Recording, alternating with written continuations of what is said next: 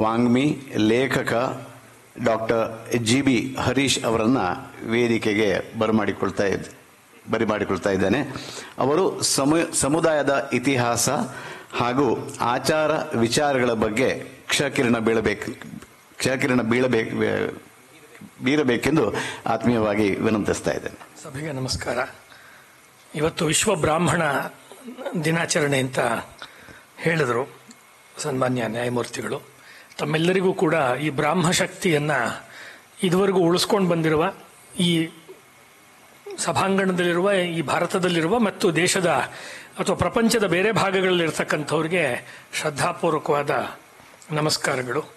ವೇದಿಕೆ ಮೇಲೆ ಇರತಕ್ಕಂಥ ಸನ್ಮಾನ್ಯ ನ್ಯಾಯಮೂರ್ತಿಗಳು, ಕರ್ನಾಟಕ ಉಚ್ಚ ನ್ಯಾಯಾಲಯ ಶ್ರೀಯುತ ಶ್ರೀಶಾನಂದ ವೇದವ್ಯಾಸಾಚಾರ್ ಅವರಿಗೆ ನಮಸ್ಕಾರ ಮಾಡಿ, ವೇದಿಕೆ ಮೇಲಿರುವಂತಹ ಶ್ರೀಯುತ ಎಂ ಪ್ರಭಾಕರ್ ಜೋಶಿ ಅವರು, ದಿವಾಕರ್ ಡೋಂಗ್ರೆ ಅವರು, ನಿತ್ಯಾನಂದ ಭಿಡೆ ಅವರು, ಉಳಿದಂಥ ಎಲ್ಲ ಸನ್ಮಾನ್ಯ ಸಭಿಕರು ಸಭೆಯಲ್ಲಿ ಇವತ್ತು ಸೇರಿದ್ದೀರಾ.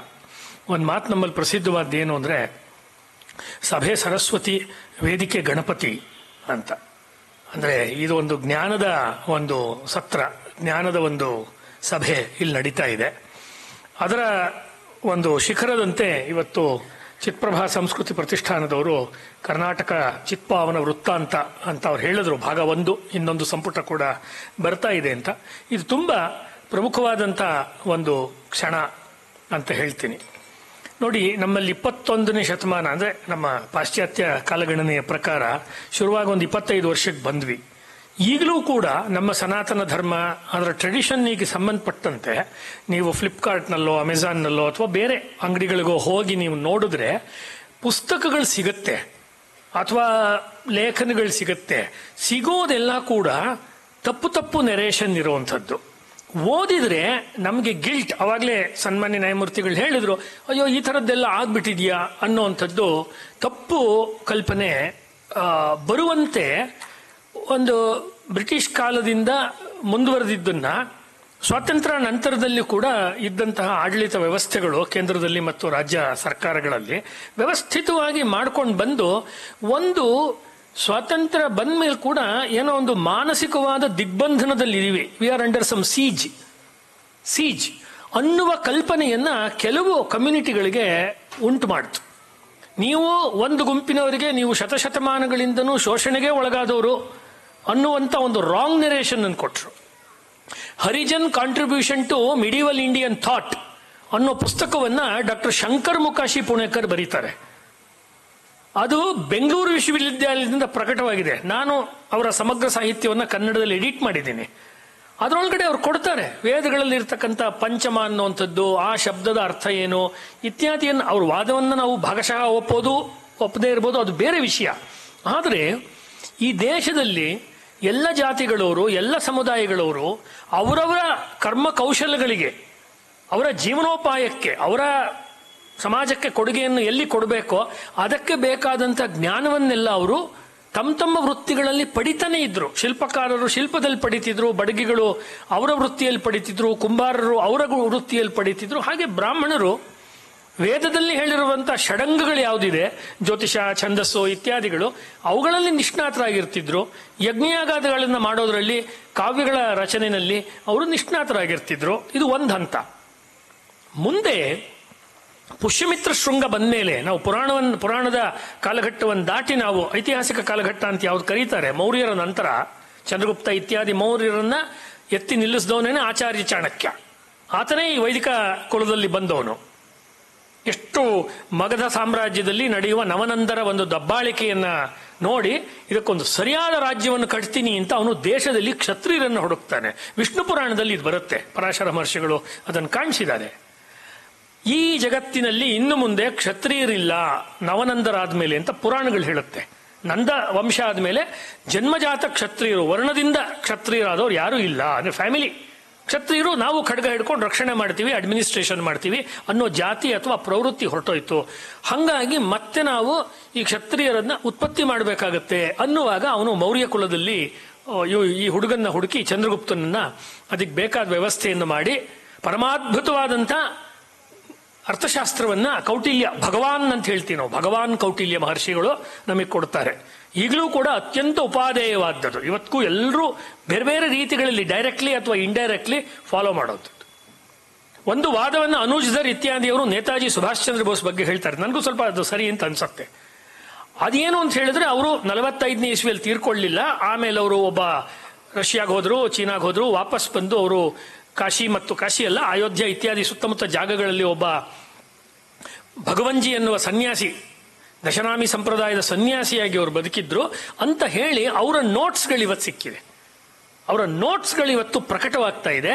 ಆ ನೋಟ್ಸ್ನಲ್ಲಿ ಒಂದು ಹೇಳ್ತಾರೆ ಅಂದ್ರೆ, ಚೀನಾದವರು ಸಕ್ಸಸ್ ಆಗೋದಕ್ಕೆ ಕಾರಣ ಅಂತ ಹೇಳಿದ್ರೆ ಅವರು ಕೌಟಿಲ್ಯನನ್ನ ಅಳವಡಿಸ್ಕೊಂಡ್ರು ಅನ್ನೋ ಮಾತನ್ನ ಭಗವಂಜಿ ಹೆಸರಲ್ಲಿರುವ ನೇತಾಜಿಯವರು ನೋಟ್ ಮಾಡ್ತಾರೆ. ಇದು ಕೊನಂಡ್ರಮ್ ಅನ್ನೋ ಪುಸ್ತಕದಲ್ಲಿ ಅನುಜ್ಧರ್ ಅವರು ಬರೆದಿದ್ದಾರೆ. ಪುಸ್ತಕದಲ್ಲಿ ಕೊನೆಯಲ್ಲಿರೋ ಇದರಲ್ಲಿ ಬರೆದಿದ್ದಾರೆ.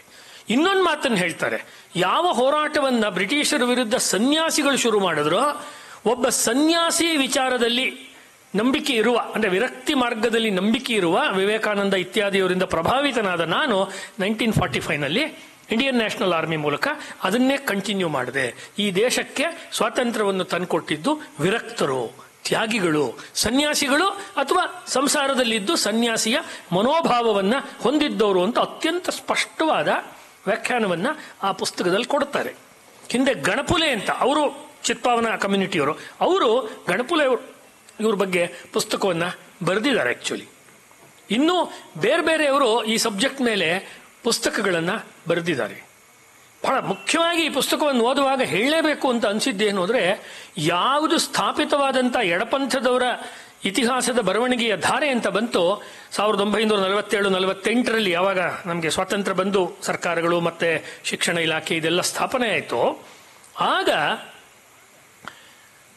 ಅದುವರೆಗೂ ಭಾರತದ ಇತಿಹಾಸವನ್ನು ಒಂದು ಮೇಧಾವಿಗಳ ಇತಿಹಾಸ, ಪ್ರಜ್ಞಾವಂತರ ಇತಿಹಾಸ, ಪೌರುಷವಂತರ ಇತಿಹಾಸ ಅಂತ ಫ್ರೀಡಮ್ ಸ್ಟ್ರಗಲ್ ಟೈಮಲ್ಲಿ ಹೇಳ್ತಾ ಇದ್ವಿ. ಒಬ್ಬ ರಾಧಾ ಕುಮುದ್ ಮುಖರ್ಜಿ ಇರಬಹುದು, ಅಥವಾ ಒಬ್ಬ ಜದುನಾಥ್ ಸರ್ಕಾರ್ ಇರಬಹುದು, ಅಥವಾ ನಮ್ಮ ಮಹಾರಾಷ್ಟ್ರದಲ್ಲಿ ಬಂದಂಥ ಇದೇ ಚಿತ್ಪಾವನ ಕಮ್ಯುನಿಟಿಗೆ ಅಲ್ಲಿ ಜನ್ಮ ತಾಳದಂಥ CV ವೈದ್ಯ ಅವರು ಇರಬಹುದು. ಬಹಳ ದೊಡ್ಡ ಹೆಸರು CV ವೈದ್ಯ ಅವರು, ಇತಿಹಾಸದಲ್ಲಿ ಬಹಳ ದೊಡ್ಡ ಹೆಸರು, ಛಂದಸ್ಸಿನ ಅಧ್ಯಯನದಲ್ಲಿ ತುಂಬಾ ದೊಡ್ಡ ಹೆಸರು, ಛಂದಸ್ಸಿನ ಒಂದು ದೊಡ್ಡ ಅಥಾರಿಟಿ ವೈದ್ಯ ಅವರು, ಹಿಸ್ಟ್ರಿಯಲ್ಲಿ ದೊಡ್ಡ ಅಥಾರಿಟಿ. ಅಥವಾ ಧರ್ಮಶಾಸ್ತ್ರದ ಇತಿಹಾಸವನ್ನ ಬರೆದು ಇವತ್ತಿಗೂ ಲಾ ಮೇಕರ್ಸ್ಗೆ ಅಥವಾ ನ್ಯಾಯದಾನವನ್ನು ಮಾಡೋರಿಗೆ ರೆಫರೆನ್ಸ್ ಮೆಟೀರಿಯಲ್ ಆಗಿರತಕ್ಕಂತಹ ಹಿಸ್ಟ್ರಿ ಆಫ್ ಧರ್ಮಶಾಸ್ತ್ರ, ಆ PV ಕಾಣೆ, ಪಾಂಡುರಂಗ ವಾಮನ ಕಾಣೆ ಅವರು ಚಿತ್ಪಾವನ ಕಮ್ಯುನಿಟಿಯವರು, ರತ್ನಗಿರಿಯವರು, ಈ ಭಾಗದವರು, ಕೊಂಕಣಸ್ಥರು. ಆ ಪುಸ್ತಕಗಳು ಎಲ್ಲೂವೇ ಒಂದು ರೀತಿ ಪಬ್ಲಿಕ್ ಡಿಸ್ಕೋರ್ಸ್ನಲ್ಲಿ ಈಗೀಗ ಬರ್ತಾ ಇದೆ ಅಷ್ಟೇ.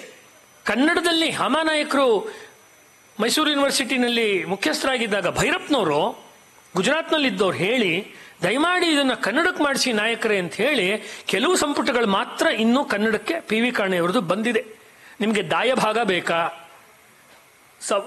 ಗೋತ್ರದಲ್ಲಿ ಹುಟ್ಟದೆ ಬೇರೆ ಕಡೆಯಿಂದ ತೆಗೆದುಕೊಂಡಿರೋ ದತ್ತಕ ವಿಚಾರ ಬೇಕಾ, ಅಥವಾ ಇನ್ನೂ ಬೇರೆ ಬೇರೆ ಲಾಗೆ ಸಂಬಂಧಪಟ್ಟಿದ್ದಿರ್ಬೋದು, ಧರ್ಮಕ್ಕೆ ಸಂಬಂಧಪಟ್ಟಿದ್ದಿರ್ಬೋದು, ಹಬ್ಬ ಹರಿದಿನಗಳು, ವ್ರತಗಳಿಗೆ ಸಂಬಂಧಪಟ್ಟಿದ್ದಿರ್ಬೋದು, ಎಲ್ಲವನ್ನೂ ಕೂಡ ಈ ಮಾತನ್ನು ಗಮನಿಸಿ, ಯಾವುದೇ ಸರ್ಕಾರಗಳ ಅಥವಾ ಪ್ರೈವೇಟ್ ಏಜೆನ್ಸಿಗಳ ಸ್ಕಾಲರ್ಶಿಪ್ ಅಥವಾ ಫೆಲೋಶಿಪ್ ಅದನ್ನು ತೆಗೆದುಕೊಳ್ಳದೆ ಸ್ವಂತ ಖರ್ಚಿನಿಂದ ಅಷ್ಟು ಬೃಹತ್ ಸಂಪುಟಗಳನ್ನು ಬರೆದವರು ಪುಣ್ಯಶ್ಲೋಕಿಗಳಾದಂತಹ PV ಕಾಣೆಯವರು. ಬಹಳ ದೊಡ್ಡದು. ಮನೆಗಳಲ್ಲಿ ಇಲ್ಲಿ ಎಲ್ಲರೂ ಚಿತ್ಪಾವನ ಕಮ್ಯುನಿಟಿಯವರು ಅಥವಾ ವೈದಿಕ ವಿಚಾರವನ್ನು ಒಪ್ಪೋರು ಇರೋದ್ರಿಂದ ನಾನು ನಮ್ಮಲ್ಲಿ ಈ ಸಭೆ ಮೂಲಕ ಮಾಡಿಕೊಳ್ಳುವಂಥ ನಿವೇದನೆ, ಆ ಸಂಪುಟಗಳನ್ನು ದಯಮಾಡಿ ಮನೆಯಲ್ಲಿ ಇಟ್ಕೊಳ್ಳಿ. ನೀವು ಓದ್ತಿರೋ ಬಿಡ್ತಿರೋ, ಭಾರತದಲ್ಲಿ ಏನೂ ಇರಲಿಲ್ಲ, ಮೆಕೆವೆಲ್ಲಿಯನ್ನು ನಾವು ಫಾಲೋ ಮಾಡಿದ್ವಿ, ಅಥವಾ ಮ್ಯಾಗ್ನಾ ಕಾರ್ಟಾ ಇಂಗ್ಲೆಂಡಿಂದ ಫಾಲೋ ಮಾಡಿದ್ವಿ, ಅಥವಾ ಇನ್ಯಾವುದೋ ಗ್ರೀಕರ ಒಂದು ಪ್ಲೇಟೋ ಅಥವಾ ಅರಿಸ್ಟಾಟಲ್ನ ವಿಚಾರಗಳು, ಅವನ ಐಡಿಯಲ್ ಸ್ಟೇಟ್ ಬಗ್ಗೆ ಅವನು ಹೇಳುವಂತ ಆದರ್ಶ ರಾಜ್ಯದ ಬಗ್ಗೆ ಹೇಳೋದು ಅನ್ನೋದನ್ನೇ ನಮ್ಮ MA ತರಗತಿಗಳಲ್ಲಿ, ಇತಿಹಾಸ ತರಗತಿ, ಸಾಹಿತ್ಯ ತರಗತಿ, ಅದನ್ನೇ ಓದಿ ಅನುಭವಿಸಿ ಬಚಾವಾಗಿ ಬಂದಿರೋನು.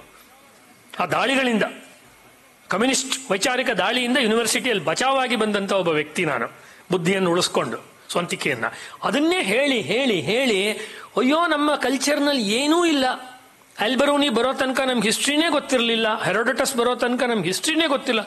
ವ್ಯಾಸರೇನು ಪುರಾಣಗಳನ್ನೆಲ್ಲ ರಚನೆ ಮಾಡಿದವರು ಒಂದೊಂದು ಯುಗಗಳಲ್ಲಿ, 28 ಯುಗಗಳಲ್ಲಿ ಒಮ್ಮೊಮ್ಮೆ ಒಬ್ಬೊಬ್ಬ ವ್ಯಕ್ತಿ ಒಂದು ಇತಿಹಾಸವನ್ನು ದಾಖಲೆ ಮಾಡ್ತಾನೆ. ಆ ಪೀಠಕ್ಕೆ ವ್ಯಾಸ ಅಂತ ಹೆಸರು. ಹಾಗೆ ತ್ರೇತಾಯುಗದಲ್ಲಿ ಒಂದ್ಸರ್ತಿ ಬಂದಾಗ ವಾಲ್ಮೀಕಿಗಳೇ ವ್ಯಾಸರಾದರು ಅಂತ ಹೇಳಿ ಬೇರೆ ಬೇರೆ ಪುರಾಣಗಳಲ್ಲಿ ನಮಗೆ ಬರುತ್ತೆ.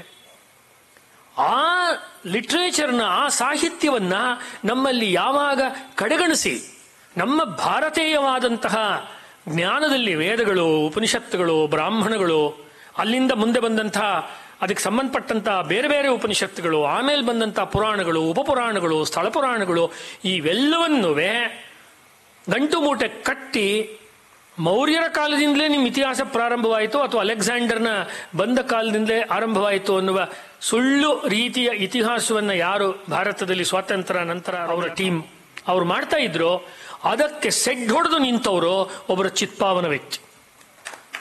ಯಾರೂ ನೆನಪಿಸ್ಕೊಳ್ಳಲ್ಲ. ಚಿತ್ಪಾವನ ಕಮ್ಯುನಿಟಿಯವರು ನೆನಪಿಸ್ಕೊಳ್ತಾರೆ ಅಂತ ನನಗೆ ಅನ್ಸಲ್ಲ. Sorry to say this. ನಾನು ಇತಿಹಾಸಕಾರನಾಗಿರೋದ್ರಿಂದ ಏನಿದೆ ಅದನ್ನು ಹೇಳೋದು ಮಾತ್ರ ನನ್ನ ಕರ್ತವ್ಯ. ಅವ್ರ ಹೆಸರು ಪುರುಷೋತ್ತಮ ನಾಗೇಶ್ ಓಕ್, PN ಓಕ್. ವ್ಯಾಟಿಕನ್ ಶಿವನ ದೇವಾಲಯ ಅಂತ ಬರೀತಾರೆ. ತಾಜ್ ಮಹಲ್ ತೇಜೋ ಆಲಯ, ಶಿವನ ಆಲಯ ಅಥವಾ ಒಂದು ರಜಪೂತರ ಒಂದು ಅರಮನೆ ಅಂತ ಆಗ ನಗ್ತಾ ಇದ್ರು. 60-70 ದಶಕದಲ್ಲಿ. ನಾನು 80 ದಶಕದಲ್ಲಿ ನಮ್ಮೂರಿನಲ್ಲಿ, ಹಾಸನ ನಮ್ಮೂರು, ನಮ್ಮ ಜಡ್ ಸಾಹೇಬ್ರ ಊರು ಹಾಸನ ಅಂತ ಕೇಳಿ ಬಹಳ ಸಂತೋಷ ಆಯಿತು. ನಮ್ಮ ಮುಂದೆ ಶಿವರಾಮ್ ಖಾನ್ಸೇನವ್ರು ಕೂತಿದ್ದಾರೆ, ತುಂಬಾ ಕ್ಷತ್ರಿಯ ಲೇಖಕರು ಅವರು, ನಮ್ಮ ಕನ್ನಡದಲ್ಲಿ ಕ್ಷತ್ರ ಸ್ಪಿರಿಟ್ ಇರೋ ಲೇಖಕರು. ಬ್ರಾಹ್ಮಣ ಸಮುದಾಯ ನಿಜವಾಗ್ಲೂ ಸಾಮಾಜಿಕವಾಗಿ ದಲಿತರ ಮೇಲೆ ಅತ್ಯಾಚಾರ ಮಾಡಿದೆಯಾ ಮಾಡಿಲ್ವಾ ಅನ್ನೋದನ್ನ ಪೊಲೀಸ್ ರೆಕಾರ್ಡ್ಗಳು, FIRಗಳನ್ನೆಲ್ಲ ಇಟ್ಕೊಂಡು ದಾಖಲೆ ಮಾಡಿ ಅವರು ಜಿಲ್ಲೆವಾರು ಕೊಟ್ಟಿದ್ದಾರೆ ಅವರ ಪುಸ್ತಕದಲ್ಲಿ. ಆಕ್ಚುಲಿ ಅದು ಕೂಡ ನೋಡಬೇಕಾದಂತ ಒಂದು ರೆಫರೆನ್ಸ್ ಮೆಟೀರಿಯಲ್. ಹೌದು, ಅಟ್ರಾಸಿಟಿ ಆಗಿದೆ, ಬಟ್ ಎಲ್ಲಿಂದ ಬಂತು ಅನ್ನೋದನ್ನ ಅವರು ಗೌರ್ಮೆಂಟ್ ದಾಖಲೆಗಳಿಂದನೇ ಕೊಟ್ಟಿದ್ದಾರೆ. ಆಕ್ಚುಲಿ ಅದು ಓದೋದಕ್ಕೆ ಭಯ ಆಗತ್ತೆ, ಅಂದ್ರೆ ನಡುಗತ್ತೆ. ಆ ರೀತಿ ಪುಸ್ತಕವನ್ನು ಅವ್ರು ಬರೆದಿದ್ದಾರೆ. ಇರ್ಲಿ, PN ಓಕ್ ಅವ್ರ ಹೆಸರನ್ನು ಯಾಕೆ ಹೇಳಿದೆ ಅಂದ್ರೆ, ಇವತ್ತು ಒಂದು ಹಿಂದೂ ರಿಸರ್ಜೆನ್ಸ್ ಆಗಿದೆಯಲ್ಲ ಅಯೋಧ್ಯ ಮೂವ್ಮೆಂಟ್ ಟೈಮಿಂದ, ಅಂದ್ರೆ ನಮ್ಮ ಸಾವಿರ ದೇವಾಲಯಗಳನ್ನ ವಿದೇಶಿಯರು, ದಾಳಿಕೋರರು, ಮುಸ್ಲಿಂ ಅಥವಾ ಇಸ್ಲಾಂನ ವಿಚಾರ ಇರೋರು ನಾಶ ಮಾಡಿದ್ರು ಅಂತ, ಅದರ ಬಗ್ಗೆ ಮೊದಲು ಮತ್ತೆ ಯಾವುದೇ ಸರ್ಕಾರಿ ಸವಲತ್ತಿಲ್ಲದೆ ಮತ್ತಷ್ಟೊದ್ಗಾಗಲೇ 1948ರ ಗಾಂಧಿ ಹತ್ಯೆ ಇತ್ಯಾದಿ ಪ್ರಕರಣಗಳಾಗೋಗಿತ್ತು. ಚಿತ್ಪಾವನರನ್ನ ಹುಡುಕಿ ಹಂಟ್ ಮಾಡ್ತಿದ್ರು. ಅದ್ರ ಬಗ್ಗೆ ಇವತ್ತು ಸ್ಟಡೀಸ್ ನಡೀತಾ ಇದೆ, ವಿಡಿಯೋಸ್ ಬಂದಿದೆ, ಪುಸ್ತಕಗಳು ಬರ್ತಾ ಇದೆ. ಚಿತ್ಪಾವನರು ಅಂತ ಹೇಳ್ಕೊಳ್ಳೋಂಗಿಲ್ಲ, ಅವರ ಫ್ಯಾಮಿಲಿ ಸರ್ನೇಮ್ ಹೇಳುವಂತಿಲ್ಲ. ಒಂದು ವಲಸೆ 15ನೇ ಶತಮಾನದನ್ನ ಈ ಗ್ರಂಥದಲ್ಲಿ ಕಾಣಿಸಿದ್ರೆ, ಮುಂದೆ ಬರುತ್ತೋ ಇಲ್ಲೋ ಗೊತ್ತಿಲ್ಲ ನನಗೆ, 48ರ ನಂತರ ಇವರು ಚದರಿ ಹೋದ ಕಥೆ ಇದೆಯಲ್ಲ, ಇದು ಸೋಷಿಯಾಲಜಿಯ ದೃಷ್ಟಿಯಿಂದ ಅಥವಾ ಬೇರೆ ಬೇರೆ ಶಾಸ್ತ್ರಗಳ ದೃಷ್ಟಿಯಿಂದ ಸೆರೆ ಹಿಡಿಯೋಕೆ ತುಂಬಾ ಕಷ್ಟವಾದ್ದು. ಯಾಕೆಂದ್ರೆ ಈಗ ನಾಜಿ ಜರ್ಮನಿಯಲ್ಲಿ ಇದ್ದಂತ ಒಬ್ಬ ಯಹೂದಿ ಬಚಾವಾದ್ಮೇಲೆ ಅವನು ತಂದು ಏನು ಹೇಳ್ಕೊಳಕ್ಕೆ ಭಯ ಆಗತ್ತೆ. 10, 20, 40 ವರ್ಷಗಳ ಕಾಲ ಒಂದು ಸೀಜ್ ಅಂತ ಹೇಳಿದ್ನಲ್ಲ, ಅವಾಗ ದಿಗ್ಬಂಧನದಲ್ಲಿರುತ್ತೆ ಮನಸ್ಸು. ಬೇಡಪ್ಪ, ಹೇಗೋ ಜೀವನ ನಡ್ಕೊಂಡು ಹೋಗ್ತಾ ಇದೆ, ಯಾವುದೋ ಫ್ಯಾಕ್ಟ್ರಿಲಿ ಇದ್ದೀನಿ, ಎಲ್ಲೋ ಯಾವುದೋ ಒಂದು ಸಣ್ಣ ಕೆಲಸ ಮಾಡ್ಕೊಂಡಿದ್ದೀನಿ, ಹೀಗೆ ಮಗದ್ ಬಿಡ್ಲಿ, ಮಗಳಿದ್ದಾಳೆ, ಅವಳಿಗೊಂದು ಮದುವೆ ಆಗ್ಬಿಡ್ಲಿ, ನಮ್ಮ ಹುಡುಗ ಅವನಿಗೊಂದು ಸಣ್ಣ ಉದ್ಯೋಗ ಸಿಕ್ಬಿಡ್ಲಿ. ಈ ಪರಿಸ್ಥಿತಿಗೆ ಒಂದು ಕಾಲದಲ್ಲಿ ಮಹಾರಾಷ್ಟ್ರವನ್ನ ಆಳಿದಂಥ ವ್ಯಕ್ತಿಗಳು ಬಂದರು.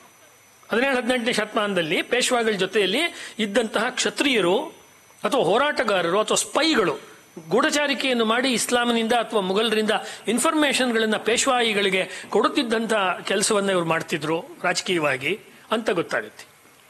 ಜದುನಾಥ್ ಸರ್ಕಾರಿಂದ ಹಿಡಿದು ಅನೇಕರು ಇವರು ವಿದೇಶಿಯ ಮೂಲದಿಂದ ಬಂದಿದ್ದಾರೆ ಅಂತ ಹೇಳ್ತಾರೆ. ಒಪ್ಪಕ್ಕಾಗಲ್ಲ ಅದನ್ನ. ಅದು ಆ ಕಾಲದಲ್ಲಿ ಇದ್ದಂತ ಒಂದು ದೊಡ್ಡ ರೋಗ. ಜದುನಾಥ್ ಸರ್ಕಾರ ನ್ಯಾಷನಲಿಸ್ಟ್ ಹಿಸ್ಟಾರಿಯನ್ನು, ಆದ್ರೆ ಅವ್ರಿಗೂ ಆ ಕಾಲದ ಒಂದು ಇರುತ್ತೆ, ಇನ್ಫ್ಲೂಯೆನ್ಸ್ ಅನ್ನೋದು ಇರುತ್ತೆ. Where all the children of the time and period. ಆ ಯುಗದ ಅನೇಕ ಪ್ರಭಾವಗಳು ನಮ್ಮ ತಲೆ ಮೇಲೆ ಇರುತ್ತೆ. ಅವರು ಅದನ್ನು ಹೇಳ್ತಾರೆ ಇಲ್ಲ. ಬೇರೆ ಪುಸ್ತಕಗಳನ್ನು ನೋಡಿದ್ರೆ ಸರಸ್ವತಿ ನದಿ ತೀರದಲ್ಲಿರುವ ಕಲ್ಚರ್ ಯಾವಾಗ ಬತ್ತಿ ಹೋಯಿತು ಸರಸ್ವತಿ, ಆಗ ಗೌಡ ಸಾರಸ್ವತರಿರ್ಬೋದು, ಈ ಚಿತ್ಪಾವನರಿರ್ಬೋದು, ಇನ್ನೂ ಬೇರೆ ಬೇರೆ ಕಮ್ಯುನಿಟಿಗಳು ಬೇರೆ ಬೇರೆ ಕಡೆಗಳಿಗೆ ಅವರು ಹೋಗ್ಬೇಕಾಯ್ತು. ಇಲ್ಲಿ ವೈದ್ಯ ಅಂತ ಬರ್ತಾರೆ. ನಿಮ್ಗೆ ಇದು ಕಾಶ್ಮೀರಕ್ಕೆ ಹೋದ್ರೆ, ಬಂಗಾಳಕ್ಕೆ ಹೋದ್ರೆ ಅಲ್ಲಿ ಕವಿರಾಜ್ ಅಂತ ಇದ್ದಾರೆ, ಫ್ಯಾಮಿಲಿ ನೇಮ್. ಕವಿರಾಜ್ ಅಂದ್ರೆ ವೈದ್ಯರೇ. ಗೋಪಿನಾಥ್ ಕವಿರಾಜ್ ಅಂತ ಹೇಳಿ ತಂತ್ರಶಾಸ್ತ್ರದಲ್ಲಿ ಬಹಳ ದೊಡ್ಡ ಹೆಸರು, ನಮ್ಮ ಭಾರತದಲ್ಲಿ ಬಹಳ ದೊಡ್ಡ ಹೆಸರು ಅವರು. ಯಾಕೆ ಇದನ್ನೇ ಅಂತ ಹೇಳಿದ್ರೆ, ಈ ಚಿತ್ಪಾವನ್ ಕಮ್ಯುನಿಟಿಯವರ ಇಂಟೆಲೆಕ್ಚುಯಲ್ ಡೆವಲಪ್ಮೆಂಟು, ಅವರು ಸಮಾಜಕ್ಕೆ ಅವ್ರಿಗೆ ನೆಲೆ ನಿಲ್ಲಕ್ಕೆ ಅವಕಾಶ ಇಲ್ಲ ಅಥವಾ ಅದಕ್ಕೆ ಅವ್ರು ಕಂಡ್ಕೊಳ್ತಾನೆ ಮಾಡಿರುವಂಥ ಕೊಡುಗೆ ಇದೆಯಲ್ಲ, ಇದು ತುಂಬ ದಾಖಲೆಗೆ ಅರ್ಹವಾದ್ದು.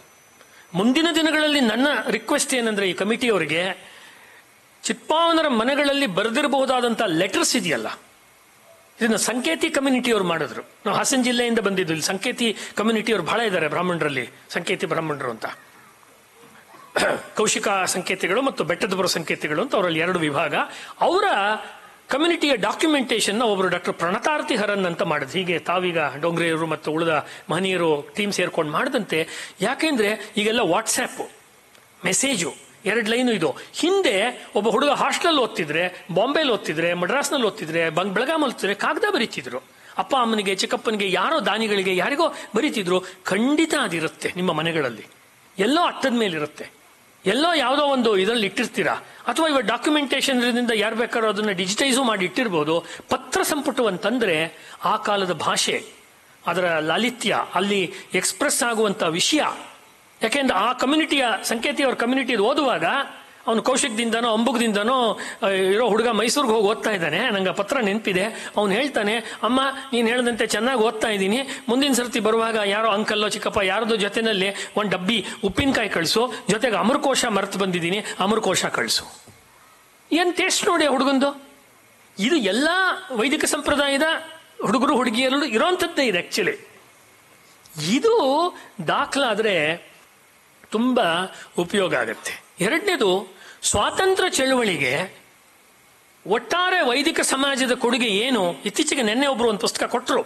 ಅದು ಬೃಹತ್ ಅನೇಕ ಸಂಪುಟಗಳಲ್ಲಿ ದಾಖಲಾಗಬೇಕಾದ. ಇದು ಯಾವುದೋ ಒಂದು ಕಮ್ಯುನಿಟಿಯನ್ನ ಅವರು ಅವಾಗಲೇ ಹೇಳಿದಂತೆ ನ್ಯಾಯಮೂರ್ತಿಗಳು ಅದನ್ನು ಕೊಚ್ಕೊಳ್ಳೋದು ಅಂತಲ್ಲ, ದಾಖಲೆ ಮಾಡೋದಷ್ಟೇ. ಟು ಬಿ ಡಾಕ್ಯುಮೆಂಟೆಡ್ ಅಂತ ಅಷ್ಟೇ. We are also there. ನಾವು ಇದ್ವಪ್ಪ ಆ ಕಾಲದಲ್ಲಿ, ನಮ್ಮ ಪೂರ್ವಜರು ಇದ್ರು, ನಾವೇನು ಸೋಂಬೇರಿಗಳಾಗಿರ್ಲಿಲ್ಲ, ನಾವು ಈ ದೇಶಕ್ಕೋಸ್ಕರ ಬೇಕಾದಷ್ಟು ಮಾಡಿದೀವಿ ಅನ್ನುವುದನ್ನ ನಾನೇನು ಹೇಳ್ತಾ ಇದ್ದೀನಿ. ಯಾರ್ದೋ ವ್ಯಾಲಿಡೇಷನ್ಗೋಸ್ಕರ ಬರಿಬೇಕು ಅಂತ ಹೇಳ್ತಿಲ್ಲ, ಬೇರೆಯವರ ಸಮರ್ಥನೆ ಮಾಡಲಿಕ್ಕೆ ನಾವು ಕೊಡೋದು ಅಂತಲ್ಲ. ಸ್ವಬೋಧ ಪರಿಶುದ್ಧರ್ಥಂ ಸುರೇಶ್ವರಾಚಾರ್ಯರು ಹೇಳ್ತಾರಲ್ಲ, ನನ್ನ ತಿಳುವಳಿಕೆಗೆ, ನನ್ನ ಮಕ್ಕಳು ಮೊಮ್ಮಕ್ಕಳ ತಿಳುವಳಿಕೆಗೆ, ನಿಮ್ಮ ಅಜ್ಜ ಹಿಂಗಿದ್ದ ಕಣೋ, ನಿಮ್ಮ ಅಜ್ಜಿ ಹಿಂಗಿದ್ರು. ಇದರಲ್ಲೊಬ್ಬರ ಬಗ್ಗೆ ಬರುತ್ತೆ, ಮಹಿಳೆ ಬಗ್ಗೆ.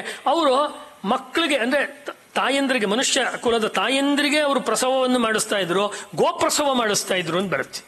ಹಸುಗಳಿಗೆ ಅವರು ಗರ್ಭದಿಂದ ಮಗು ಅದರ ಕರು ಆಚೆ ಬರೋದಕ್ಕೆ ಅನುಕೂಲ ಆಗುವಂತ 100 ಆ ರೀತಿ ಹೆರಿಗೆಗಳನ್ನು ಮಾಡಿಸ್ತಿದ್ರು. ಅದನ್ನು ಹೇಳಿದ್ದಾರೆ. ಮಿಡ್ ವೈಫ್ ಅಂತ ಯಾವ್ದು ಹೇಳ್ತೀವಿ, ಆ ಕೆಲಸವನ್ನು ಮಾಡಿರೋದು ಹೇಳಿದ್ದಾರೆ. ನಿಮ್ಗೆ ಅತ್ಯಂತ ಆಶ್ಚರ್ಯಕರವಾದ ಒಂದು ಘಟನೆಯನ್ನು ಹೇಳಬೇಕು. ಇದು ತುಂಬಾ ಜನ ಗೊತ್ತಿರಲಾರದು ಅಂತ ಅನ್ಕೊಂಡು ನಾನು ಹಂಚ್ಕೊಳ್ಳೋಕೆ ಟ್ರೈ ಮಾಡ್ತಾ ಇದ್ದೀನಿ. ಓಶೋ ರಜನೀಶ್ 20ನೇ ಶತಮಾನದ ಬಹಳ ದೊಡ್ಡ ದಾರ್ಶನಿಕರಲ್ಲೊಬ್ಬರು. ಅದು ಆ ತುದಿಯಿಂದ ಹಿಡಿದು ಕೊರಿಯಾ ಚೀನಾದಿಂದ ಹಿಡಿದು ಈ ತುದಿಯ ಇನ್ನೊಂದು ಯಾವುದೋ ಕ್ರಿಶ್ಚಿಯನ್ ವರ್ಲ್ಡ್ ತನಕ ನಮ್ಮ ವೇದಾಂತ, ನಮ್ಮ ತಂತ್ರಶಾಸ್ತ್ರ, ಬೌದ್ಧ, ಜೈನ, ಸಣ್ಣ ಸಣ್ಣ ಸಂಪ್ರದಾಯಗಳು, ಕಬೀರ್ ದಾಸ್, ಮತ್ತೊಬ್ಬರು ಮಗದೊಬ್ಬರು, ಎಲ್ಲರ ಬಗ್ಗೆ ಪುಂಖಾನುಪುಂಖವಾಗಿ ಗ್ರಂಥಗಳನ್ನು ಇಟ್ಕೊಂಡು ವ್ಯಾಖ್ಯಾನ ಮಾಡಿದ್ದಾರೆ.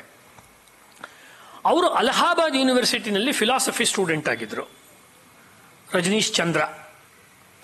ಅವರಿಗೆ ಫಿಲಾಸಫಿನಲ್ಲಿ ಇಷ್ಟೊಂದು ಆಳವಾದ ಜ್ಞಾನ ಬರೋದಕ್ಕೆ ಕಾರಣ ಒಬ್ರು ಗುರುಗಳು. ಆ ಗುರುಗಳು ಯಾರು ಅಂತ ಹೇಳಿದ್ರೆ ಪ್ರೊಫೆಸರ್ R.D. ರಾನಡೆ. ಇಲ್ಲಿದೆ, ನಮ್ಮ ಆ ಚಿತ್ರದಲ್ಲೂ ಇದೆ, ಈ ಪುಸ್ತಕದಲ್ಲೂ ಇದೆ. R.D. ರಾನಡೆ ಅವ್ರ ಬಗ್ಗೆ ಈ ಕರ್ನಾಟಕ ಚಿತ್ಪಾವನ ವೃತ್ತ ಅಂತ ಗ್ರಂಥದಲ್ಲಿ ತುಂಬಾ ಕರೆಕ್ಟ್ ಆಗಿ ಅವರು ಮೆನ್ಷನ್ ಮಾಡಿದ್ದಾರೆ. ಇದರಲ್ಲಿ R.D. ರಾನಡೆ ಅವರು ಎಷ್ಟು ದೊಡ್ಡ ವ್ಯಕ್ತಿ ಎನ್ನುವುದು ಇವತ್ತು ಕರ್ನಾಟಕದಲ್ಲಿ ಆಧ್ಯಾತ್ಮದ ವಿಷಯವನ್ನು ಯಾರು ಓದ್ತಾರೆ ಅವರಿಗೂ ಪ್ರಾಯ ಮರ್ತೋಗಿರುವಂಥ ವಿಷಯ. ನಾವು ಫಿಲಾಸಫಿಯನ್ನು ಹೇಳಬೇಕಾದ್ರೆ ಎಂ ಹಿರಿಯಣ್ಣನವ್ರ ಹೆಸರು ಹೇಳ್ತೀವಿ. ಫಿಲಾಸಫಿಯನ್ನು ಹೇಳುವಾಗ ಲಕ್ಷ್ಮೀಪುರಂ ಶ್ರೀನಿವಾಸಾಚಾರ್ಯ ಅವ್ರ ಹೆಸರು ಹೇಳ್ತೀವಿ. ಫಿಲಾಸಫಿಯನ್ನು ಹೇಳುವಾಗ ನನ್ನ ದೃಷ್ಟಿಯಲ್ಲಿ ಹೇಳೋ ಅವಶ್ಯಕತೆ ಇಲ್ಲ, ರಾಧಾಕೃಷ್ಣನ್ ಅವ್ರ ಹೆಸರು ಹೇಳ್ತೀವಿ. ಎಸ್ ರಾಧಾಕೃಷ್ಣನ್. ನನ್ನ ಅಭಿಪ್ರಾಯ ನಾನು ಹೇಳ್ತಾ ಇದ್ದೀನಿ. Is not that good A writer on philosophy. ಆ ಕಾಲದಲ್ಲಿ ಯುರೋಪಿಯನ್ಗೆ ಏನು ಒಂದು ಫಿಲಾಸಫಿಯನ್ನು ತಿಳಿಸ್ಕೊಡುವ ಅವಶ್ಯಕತೆ ಇತ್ತು, ಆಲನ್ ಅಂಡ್ ಅನ್ವಿನ್ ಅನ್ನುವಂಥ ಪ್ರಕಾಶಕರಿಗೆ ಅವರು ಪುಸ್ತಕಗಳನ್ನು ಬರೆದು ಕೊಡ್ತಾ ಇದ್ರು. ಉದಾಹರಣೆ ನಾನು ಅನೇಕ ಕಡೆ ಕೊಟ್ಟಿರೋದನ್ನೇ ಕೊಡ್ತೀನಿ. ಕಠೋಪನಿಷತ್ ಬಗ್ಗೆ ಬರಿಬೇಕಾದ್ರೆ ಪ್ರೊಫೆಸರ್ ಎಸ್ ರಾಧಾಕೃಷ್ಣನ್ ನಮ್ಮ ದೇಶದ, ಆದ್ರೂ ಅವರ ಬಗ್ಗೆ ನಮಗೆ ತುಂಬಾ ಗೌರವ ಇದೆ. ನಾವು ಹೇಳ್ತಿದ್ದು difference of opinion in the intellectual plane ಅಷ್ಟೇನೆ. ಅವರು ನಮ್ಮ ರಾಷ್ಟ್ರಾಧ್ಯಕ್ಷರಾಗಿದ್ರು, ಉಪರಾಷ್ಟ್ರಪತಿಗಳಾಗಿದ್ರು, ಬೇರೆ ಬೇರೆ ಶೈಕ್ಷಣಿಕ ಕೆಲಸಗಳನ್ನು ಮಾಡಿದ್ರು. ಅವ್ರೇನ್ ಹೇಳ್ತಾರೆ, ಕಠೋಪನಿಷತ್ತಲ್ಲಿ ಹೇಳ್ತಾ ಆ ಯಮನ್ನ ಭೇಟಿ ಮಾಡೋದಕ್ಕೆ ತನ್ನ ತಂದೆ ವಾಜಶ್ರವಸ ಹೇಳ್ದ ಅಂತ ನಚಿಕೇತ ಹೋಗ್ತಾನಲ್ಲ, ಬಾಲಕ ತಪಸ್ವಿ, ಹೋದಾಗ ಅವನು 3 ದಿವಸ ಅಲ್ಲಿ ಕಾಯ್ಬೇಕಾಗಿ ಬರುತ್ತೆ. ಅದು ಕಠೋಪನಿಷತ್ತಲ್ಲಿ ಬಹಳ ಚೆನ್ನಾಗಿದೆ ಅದರ ವರ್ಣನೆ. ಯಮ ಬಂದು ಆಮೇಲೆ ಅವರಿಬ್ಬರ ನಡುವೆ ಸಂವಾದವಾಗಿ ಆ ರೀತಿ ಅನೇಕ ವಿದ್ಯೆಗಳನ್ನೆಲ್ಲ, ಆಧ್ಯಾತ್ಮಿಕ ವಿದ್ಯೆಗಳನ್ನೆಲ್ಲ ಯಮದೇವ ನಚಿಕೇತನಿಗೆ ಕರುಣಿಸ್ತಾನೆ. ತುಂಬಾ ಒಳ್ಳೆ ಡಿಸ್ಕಷನ್, ಡೈಲಾಗ್ ನಡೆಯುತ್ತೆ. ಆಗ ಯಮಲೋಕದ ವಿಚಾರ ಹೀಗೆ ಅಂತ ಹೇಳಿ ಬರುತ್ತೆ ಉಪನಿಷತ್ತಲ್ಲಿ. ಅದಕ್ಕೆ ಶಂಕರಾಚಾರ್ಯರು ವ್ಯಾಖ್ಯಾನ ಬರೆದಿದ್ದಾರೆ, ರಾಮಾನುಜಾಚಾರ್ಯರು ಬರೆದಿದ್ದಾರೆ, ಮಧ್ವಾಚಾರ್ಯರು ಬರೆದಿದ್ದಾರೆ, ಇನ್ನೂ ಮುಂದೆ ಅನೇಕ ಆಚಾರ್ಯರು ಬರೆದಿದ್ದಾರೆ. ರಾಮಾನುಜಿಯ ವ್ಯಾಖ್ಯಾನವನ್ನು ತೆಗೆದುಕೊಂಡು ನಮ್ಮ ಪ್ರೊಫೆಸರ್ ರಾಧಾಕೃಷ್ಣನ್ ಅವರು ಏನು ಹೇಳ್ತಾರೆ, ರಾಮಾನುಜರು ಹೇಗೆ ಬರೀತಾ ಇದ್ದಾರೆ ಆ ಸ್ವರ್ಗಲೋಕದ ಅಥವಾ ಯಮಲೋಕದ ವರ್ಣನೆಯನ್ನ ಅಂದ್ರೆ ತಾವೇ ಅಲ್ಲಿ ಹೋಗಿ ನೋಡಿದಾರೇನೋ ಅನ್ನೋ ರೀತಿ ಕಿಚಾಯಿಸ್ತಾರೆ. This is not a called for, ಇದು ಒಪ್ಪುವಂಥ ವಿಷಯ ಅಲ್ಲ. ಯಾಕೆಂದ್ರೆ ನಾವು ವಿದೇಶಿಯರಿಗೆ ನಮ್ಮ ಅತ್ಯಂತ ಗಂಭೀರವಾದ ಜ್ಞಾನವಂತವಾದ ಉಪನಿಷತ್ ವಿಚಾರವನ್ನು ಹೇಳುವಾಗ ಕಾಲೆಳೆಯುವಂಥ ತಮಾಷೆಯ ರೀತಿ ಅದೇನೋ ಮಾತಾಡೋ ಉಪನ್ಯಾಸದಲ್ಲಿ ಒಂದು ಜೋಕ್ ಥರ ಬಂತು ಅಂದ್ರೆ ಅದು ಬೇರೆ. ಅದು ಲಿಖಿತವಾಗಿರುವಾಗ ಅನೇಕ ಯೂನಿವರ್ಸಿಟಿಗಳಲ್ಲಿ ಅದನ್ನು ರೆಫರ್ ಮಾಡ್ತಾರೆ. ಇದನ್ನು ಪ್ರೊಫೆಸರ್ KS ನಾರಾಯಣಾಚಾರ್ಯ ಅವರು ಅನೇಕ ಉಪನ್ಯಾಸಗಳಲ್ಲಿ ಈ ರೀತಿಯ ದೋಷಗಳನ್ನು ತೋರಿಸಿದ್ರು. ಯಾಕೆ ಈ ಮಹನೀಯರ ಹೆಸರುಗಳನ್ನು ತಂದೆ ಅಂದರೆ ಅವರನ್ನೆಲ್ಲ ನಾವು ಕರ್ನಾಟಕದಲ್ಲೇ ಹುಟ್ಟಿ ಇಲ್ಲೇ ಜೀವನವನ್ನು ಮಾಡಿ ಆಮೇಲೆ ಇಲ್ಲೇ ನಿಂಬಾಳದಲ್ಲಿ ಆಶ್ರಮವನ್ನು ಮಾಡಿಕೊಂಡು ಅಲ್ಲೇ ಸಾಧನೆಯನ್ನು ಮಾಡಿದ ಪುಣ್ಯ ಪುರುಷರು ಗುರುದೇವರ ಆನಡೆ ಅವರು. ಅವ್ರನ್ನ ಗುರುದೇವರ ಆನಡೆ ಅಂತ ಕರೀತಾರೆ. ಇನ್ನೊಬ್ರು ಬೇರೆ, ಅವರು ಜಸ್ಟಿಸ್ ಆನಡೆ, ಮಹದೇವ ಗೋವಿಂದರ ಆನಡೆ. ಅಂಬೇಡ್ಕರ್ ಅವ್ರಿಗೆ ಬಹಳ ಪ್ರಭಾವವನ್ನು ಬೀರಿದವರು ಡಾಕ್ಟರ್ ಅಂಬೇಡ್ಕರ್ ಅವ್ರ ಮೇಲೆ. ಅವರ ಒಂದು ಚರಿತ್ರೆಯನ್ನ, ಅವರ ಒಂದು ನೆನಪನ್ನ ಈ ಪುಸ್ತಕದಲ್ಲಿ ಅವರು ದಾಖಲಾತಿ ಮಾಡಿದ್ದಾರೆ. ಹುಡುಕಿದ್ರೆ ತುಂಬ ಜನ ಸಿಗ್ತಾರೆ. ಈಗ ನಮ್ಮ ಕರ್ನಾಟಕದ ಅಧ್ಯಾತ್ಮ ಸಂಪ್ರದಾಯ, ಮಹಾರಾಷ್ಟ್ರದ ಅಧ್ಯಾತ್ಮ ಸಂಪ್ರದಾಯ, ಹಿಂದಿ ಭಾಷೆಯಲ್ಲಿ ಬರುವ ಅಧ್ಯಾತ್ಮ ಸಂಪ್ರದಾಯ, ಅದರ ಬಗ್ಗೆ ಎಲ್ಲ ಭಾರತೀಯ ವಿದ್ಯಾಭವನಕ್ಕೆ ಬೇಕಾದಷ್ಟು ಪುಸ್ತಕಗಳನ್ನೇ ಅವರು ಬರೆದುಕೊಟ್ಟಿದ್ದಾರೆ. ಆಮೇಲೆ ಯಾವುದನ್ನ ಯೋಗದಲ್ಲಿ ನಾವು ಇಂಟ್ಯೂಷನ್ ಅಂತ ಕರಿತೀವಿ, ಇಂಟ್ಯೂಷನ್ಗೆ ಸಂಬಂಧಪಟ್ಟಂತೆ ತುಂಬಾ ಆಳವಾಗಿರುವಂಥ ಬರವಣಿಗೆಯನ್ನು ಮಾಡಿದವರು ರಾನಡೆಯವರು, ಚಿತ್ಪಾವನ ಕಮ್ಯುನಿಟಿಯ ಒಬ್ಬ ಮಹನೀಯರು. ಆ ಕೆಲಸವನ್ನು ಮಾಡಿದ್ದಾರೆ. ಅವಾಗ ಓಕ್ ಅವ್ರ ಬಗ್ಗೆ ಹೇಳಿದೆ. ಇದು ಕರ್ನಾಟಕದವ್ರದ್ದಾದ್ರಿಂದ ಇಲ್ಲಿ ಅದು ಬಂದಿಲ್ಲ ಅಂತ ನನಗೆ ಗೊತ್ತು. ಅಂದ್ರೆ ಓಕ್ ಅವರು ಮಹಾರಾಷ್ಟ್ರದವರು. ಓಕ್ ಅವರು ಇಡೀ ವಿಶ್ವದಲ್ಲಿ ವೈದಿಕ ಸಂಸ್ಕೃತಿ ಅನ್ನೋದು ಎಲ್ಲಾ ಖಂಡಗಳಲ್ಲೂ ಹೇಗೆ ಹಬ್ಬಿತ್ತು ಅಂತ ಡಾಕ್ಯುಮೆಂಟ್ ಮಾಡ್ತಾರೆ. ಎಲ್ಲಾ ಖಂಡಗಳಲ್ಲಿ ನಾನು ಹೇಳ್ತಾ ಇರೋದು ಇಂಗ್ಲಿಷ್ನಲ್ಲಿದೆ, ದೊಡ್ಡದು ಒಂದು Vaidik global heritage, world heritage ಅಂತ 2 ಸಂಪುಟವನ್ನು ಬರೀತಾರೆ. ಅವ್ರ ಬಗ್ಗೆ ಅವರು ಓಕ್ ಅವ್ರು ಸುಮ್ಮನೆ ಬುರುಡೆ ಹೊಡಿತಾರೆ. ಓಕ್ ಅವ್ರ ಪುಸ್ತಕದಲ್ಲಿ ಏನೋ ಆಧಾರ ಇಲ್ಲ ಅಂದ್ರೆ ಅವ್ರಿಗೆ he was forbidden to use any of the archives. ಯಾಕೆ ಗೊತ್ತಾ, ಅವ್ರು ಮಾಡಿದ ಏಕೈಕ ತಪ್ಪು ಅವ್ರ ಜೀವನದಲ್ಲಿ Indian national army of Netaji Subhash Chandra ಬೋಸ್ನಲ್ಲಿ ಸೈನಿಕರಾಗಿ ಕೆಲಸ ಮಾಡಿದ್ರು. PNO ಇದೆಷ್ಟು ಜನಕ್ಕೆ ಗೊತ್ತು? ಇಂಡಿಯನ್ ನ್ಯಾಷನಲ್ ಆರ್ಮಿಲಿ ಬಂದವ್ರನ್ನ ನಮ್ಮ ದೇಶದಲ್ಲಿ ಹೆಂಗ್ ನಡೆಸ್ಕೊಂಡ್ರು ಅಂತ ಗೊತ್ತಿದೆ. ಮಿಲಿಟರಿಲಿ ಸೇರಿಸ್ಕೊಳ್ಳೋದಿರಲಿ, ಅವ್ರನ್ನ ಗೂರ್ಖಾ ಅಥವಾ ಸ್ಕೌಟ್ಸ್ ಅಂಡ್ ಗೈಡ್ಸಿಗೆ ಕೂಡ ಕೆಲಸಕ್ಕೆ ಸೇರಿಸ್ಕೋಬಾರ್ದು ಅಂತ ಆದೇಶ ಆಯ್ತು. ಅದೊಂದು ಬೇರೆ ಕಥೆ. ನಾನು ಸುಭಾಷ್ ಚಂದ್ರ ಬೋಸ್ ಬಗ್ಗೆ 1000 ಪುಟದ ಬರಿತಾ ಇದ್ದೀನಿ. ಒಂದು ಸಂಪುಟ ಬಂದಿದೆ, ಇನ್ನೂ 3 ಬರುತ್ತೆ. ಇದೆಲ್ಲ ಬಿಚ್ಚಿಡ್ತಾ ಇದ್ದೀನಿ ಆ ಕಾಲದಲ್ಲಿ ಯಾರ್ಯಾರು ಏನೇನು ಮಾಡ್ತಾ ಇದ್ದಾರೆ ಅಂತ ಹೇಳಿ. ಆದ್ರೆ ಪಾಯಿಂಟ್ ಇರೋವಂಥದ್ದು ಏನು ಅಂತ ಹೇಳಿದ್ರೆ, ಈ ಇಂಥ ಮಹನೀಯರ ಸಾಧನೆಗಳ ದಾಖಲಾತಿಯನ್ನ ಇಲ್ಲಿ ಕೊಡ್ತಾರೆ. ಜಗನ್ನಾಥರಾವ್ ಜೋಶಿಯವ್ರ ಬಗ್ಗೆ ಕೊಡ್ತಾರೆ. ಇವತ್ತು ನಾವು BJP ಮಾತಾಡ್ಬೋದು ಅಂದ್ರೆ ನಾನು ರಾಜಕೀಯ ಪಕ್ಷ ಅಂತ ಹೇಳ್ತಿಲ್ಲ. ಯಾವುದೇ ಒಂದು ಬರಬೇಕಾದ್ರೆ ಅದಕ್ಕೆ ನೀವಂತಾರಲ್ಲ, ಅಂದ್ರೆ ಆಧಾರ ಶಿಲೆ, ಬುಡದಲ್ಲಿ ಕೆಲಸ ಮಾಡೋರು ಇದಾರಲ್ಲ, ತುಂಬಾ ಕಷ್ಟಪಟ್ಟಿರ್ತಾರೆ ಅವರು. ಜಗನ್ನಾಥರಾವ್ ಜೋಶಿ ಅವ್ರದ್ದು ಪ್ರಾಯ 2ನೇ ಹೆಸರಾಗೇನೆ ಇಲ್ಲಿ ಬರುತ್ತೆ. ವೈದಿಕ ಶಿರೋಮಣಿ ಖರೆ ಗಣಪತಿ ಶಾಸ್ತ್ರಿಗಳಾದ ತಕ್ಷಣ ಕರ್ನಾಟಕ ಕೇಸರಿ ಜಗನ್ನಾಥರಾವ್ ಜೋಶಿ ಅವರು. ಪಾರ್ಲಿಮೆಂಟ್ನಲ್ಲಿ ಅವರು ತುಂಬಾ ಒಳ್ಳೆ ಉಪನ್ಯಾಸಗಳನ್ನು ಮಾಡ್ತಾ ಇದ್ದವರು. ಇವು ಬೇಕಾದಂಥ ರಾಜಕೀಯ ಜೀವನಕ್ಕೆ ಬೇಕಾದಂಥ ಒಂದು ಶಿಸ್ತು, ಒಂದು ಅನುಶಾಸನ, ಒಂದು ಚಾರಿತ್ರ, ಅದನ್ನೆಲ್ಲ ಕೊಟ್ಟಂಥವ್ರು ಜಗನ್ನಾಥರಾವ್ ಜೋಶಿಯವರು. ಅವರ ಉಪನ್ಯಾಸಗಳು, ಭಾಷಣಗಳಿಗೆ ತುಂಬ ಪ್ರಸಿದ್ಧರಾಗಿದ್ದಂಥವ್ರು. ಕರ್ನಾಟಕ ಕೇಸರಿ ಅವರ ಉದಾಹರಣೆಯನ್ನ, ಅವರ ಒಂದು ಜೀವನವನ್ನ ಇಲ್ಲಿ ಕೊಡ್ತಾರೆ. ಆಮೇಲೆ ನನಗೆ ಒಂದು ಕುಲದೇವತೆ ಅಂತ ನಾನು ಅನ್ಕೊಂಡಿರುವ ದರಾ ಬೇಂದ್ರೆಯವರು. My favourite is Bendre. ಆ ದತ್ತಾತ್ರೇಯ ರಾಮಚಂದ್ರ ಬೇಂದ್ರೆ ಅವರ ಜೀವನದ ಉಲ್ಲೇಖಗಳನ್ನು ಕೊಡುವಾಗ ಒಂದು ಮಜಾ ಘಟನೆಯನ್ನ ಈ ಪುಸ್ತಕದಲ್ಲಿ ಸಂಪಾದಕ ಮಂಡಳಿಯವರು ದಾಖಲಿಸಿದ್ದಾರೆ. ಬಹಳ ಚೆನ್ನಾಗಿದೆ. ಅವರಿಗೆ ಯಾವುದೋ ಒಂದು ಸಂದರ್ಭದಲ್ಲಿ ಚಪ್ಪಲಿ ಕಿತ್ತೋಗುತ್ತೆ. ರಸ್ತೆಯಲ್ಲಿ ನಡ್ಕೊಂಡು ಹೋಗ್ಬೇಕಾದ್ರೆ ಚಪ್ಪಲಿ ಕಿತ್ತೋದಾಗ ಮಧ್ಯಾಹ್ನ ಬಿಸಿಲು, ಅವರು ಉಂಗುಷ್ಟ ಕಿತ್ತೋಗಿದೆ ಅಂತ ಹೇಳಿ ಅದನ್ನ ಯಾರು ರಿಪೇರಿ ಮಾಡ್ತಾನೋ ಅವನಿಗೆ ಚಪ್ಪಲಿಯನ್ನ ಕೊಟ್ಬಿಟ್ಟು ಅವನು ರಿಪೇರಿ ಮಾಡ್ತಿರ್ತಾನೆ. ಅವನು ಬಿಸಿಲಲ್ಲಿ ಇರ್ತಾನೆ ಪಾಪ. ಬೇಂದ್ರೆಯವ್ರ ಹತ್ರ ಕೊಡೆ ಇರುತ್ತೆ, ಛತ್ರಿ ಇರುತ್ತೆ. ಬೇಂದ್ರೆಯವ್ರ ಛತ್ರಿ ಬಿಚ್ಚಿ ನಿಲ್ತ್ಕೊಂತಾರೆ. ಯಾಕಂದ್ರೆ ನೀನ್ ನನ್ನ ಕಾಲನ್ನು ಕಾಪಾಡ್ತಿದ್ಯಪ್ಪ, ನಿನ್ ತಲೆಗೆ ತಂಪೆರಿಯೋ ಕೆಲಸ ನಾನು ಮಾಡ್ತಿದ್ದೀನಿ, ನಾವೆಲ್ಲ ಒಂದೇ ಅಂತ ಬೇಂದ್ರೆಯವ್ರು ಹೇಳಿರೋದನ್ನ ದಾಖಲು ಮಾಡ್ತಾರೆ. ಅಂದ್ರೆ ಒಬ್ಬ ಇದನ್ನ ಅವರ ಪದರಕ್ಷೆಯನ್ನ ರಿಪೇರಿ ಮಾಡ್ಕೊಡೋ ಜೊತೆಯಲ್ಲಿ ಬಂಧುತ್ವ, ಭ್ರಾತೃತ್ವದ ಗುಣವನ್ನು ಸಹಜವಾಗಿ ತೋರಿಸೋ ಬೇಂದ್ರೆ, ಯಾರೋ ಒಬ್ಬ ಆಫೀಸರ್ ಬರ್ತಾನೆ ಧಾರವಾಡದಲ್ಲಿ, ಸರ್ಕಾರಿ ಅಧಿಕಾರಿ ಬಂದು ಅಲ್ಲಿ ಐಬಿನಲ್ಲಿ ಬಂಗ್ಲೆಯಲ್ಲಿ ಉಳ್ಕೊಂತಾನೆ. ಈ ಪುಸ್ತಕದಲ್ಲಿ ಇದೆ, ಪೇಜ್ ನಂಬರ್ 590 ಅವಾಗ ಬೇಂದ್ರೆ ಅವ್ರಿಗೆ ಬರ ಹೇಳಿ ಅಂತ ಹೇಳಿ ಅವನು ಬುಲಾವ್ ಕಳಿಸ್ತಾನೆ. ಆ ಬೇಂದ್ರೆ ಹೇಳ್ತಾರೆ ಇಲ್ಲಿ ಬರ್ದಿರೋದು ಪುಸ್ತಕದಲ್ಲಿ, ಬೇಂದ್ರೆಗೆ ಅವನ ಹತ್ರ ಏನೂ ಕೆಲಸ ಇಲ್ಲಂತೆ, ಅವಂಗೇನಾದ್ರೂ ಇದ್ರ ನನ್ನ ಮನೆಗೆ ಬಂದು ಭೇಟಿಯಾಗಕ್ಕೆ ಹೇಳ್ಪ.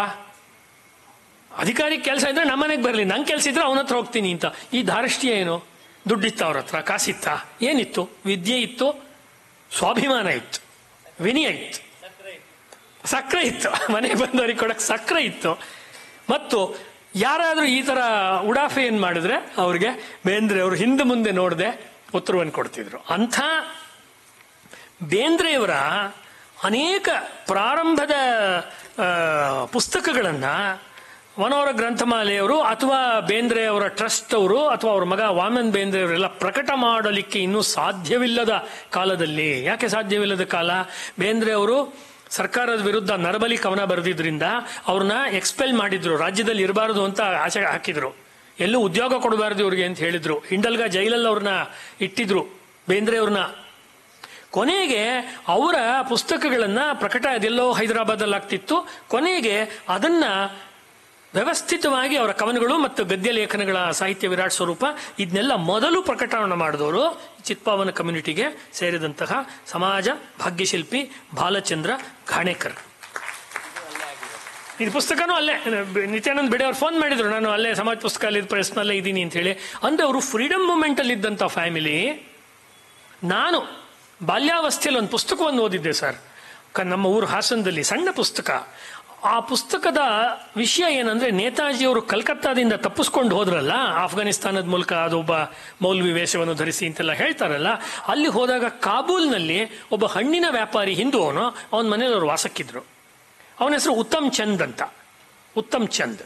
ಆ ಉತ್ತಮ್ ಚಂದ್ ನೇತಾಜಿಯವರೆಲ್ಲ ತಪ್ಪಿಸ್ಕೊಂಡು ಹೋಗಿ ಎಲ್ಲ ಆದ್ಮೇಲೆ ಅನೇಕ ವರ್ಷಗಳಾದ್ಮೇಲೆ, ಪ್ರಾಯ ಸ್ವಾತಂತ್ರ್ಯ ಬಂದ ಮೇಲೆ ಭಾರತಕ್ಕೆ ಒಂದು ನೆನಪಿನ ಪುಸ್ತಕ ಬರೆದ, ಒಂದು ಮೆಮೋಯರ್ ಬರೆದ.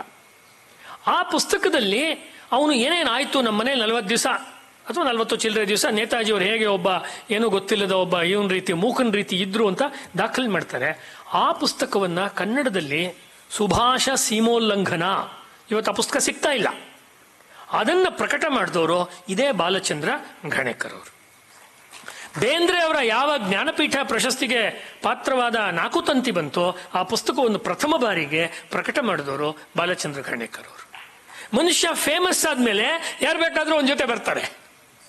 ಮನುಷ್ಯನಿಗೆ ಸಿದ್ಧಿ ಪ್ರಸಿದ್ಧಿಗಳು ಬಂದ್ಮೇಲೆ ಎಲ್ಲ ನಮ್ಮ ಕಮ್ಯುನಿಟಿಯವನೇ, ಎಲ್ಲ ನಮ್ಮ ಜಾತಿಯವನೇ, ಎಲ್ಲ ನಮ್ಮೂರ್ನವನೇ ಅಂತ ಏನ್ ಬೇಕಾದ್ರು ಹೇಳ್ತಾರೆ. ಮನುಷ್ಯ ಬೀದಿಲಲಿಯುವಾಗ, ಮನುಷ್ಯನಿಗೆ ನೀರು ನೆರಳಿಲ್ಲದೆ ಹೋದಾಗ ಆಶ್ರಯವನ್ನು ಕೊಡುವಂಥ ಒಂದು ಗುಣ ಇವರಲ್ಲಿದೆ ಅನ್ನುವುದು ಈ ಪುಸ್ತಕದಲ್ಲಿ ಪುಟ್ಟ ಪುಟ್ಟಗಳಲ್ಲಿ ನಮಗೆ ವ್ಯಕ್ತವಾಗುತ್ತೆ.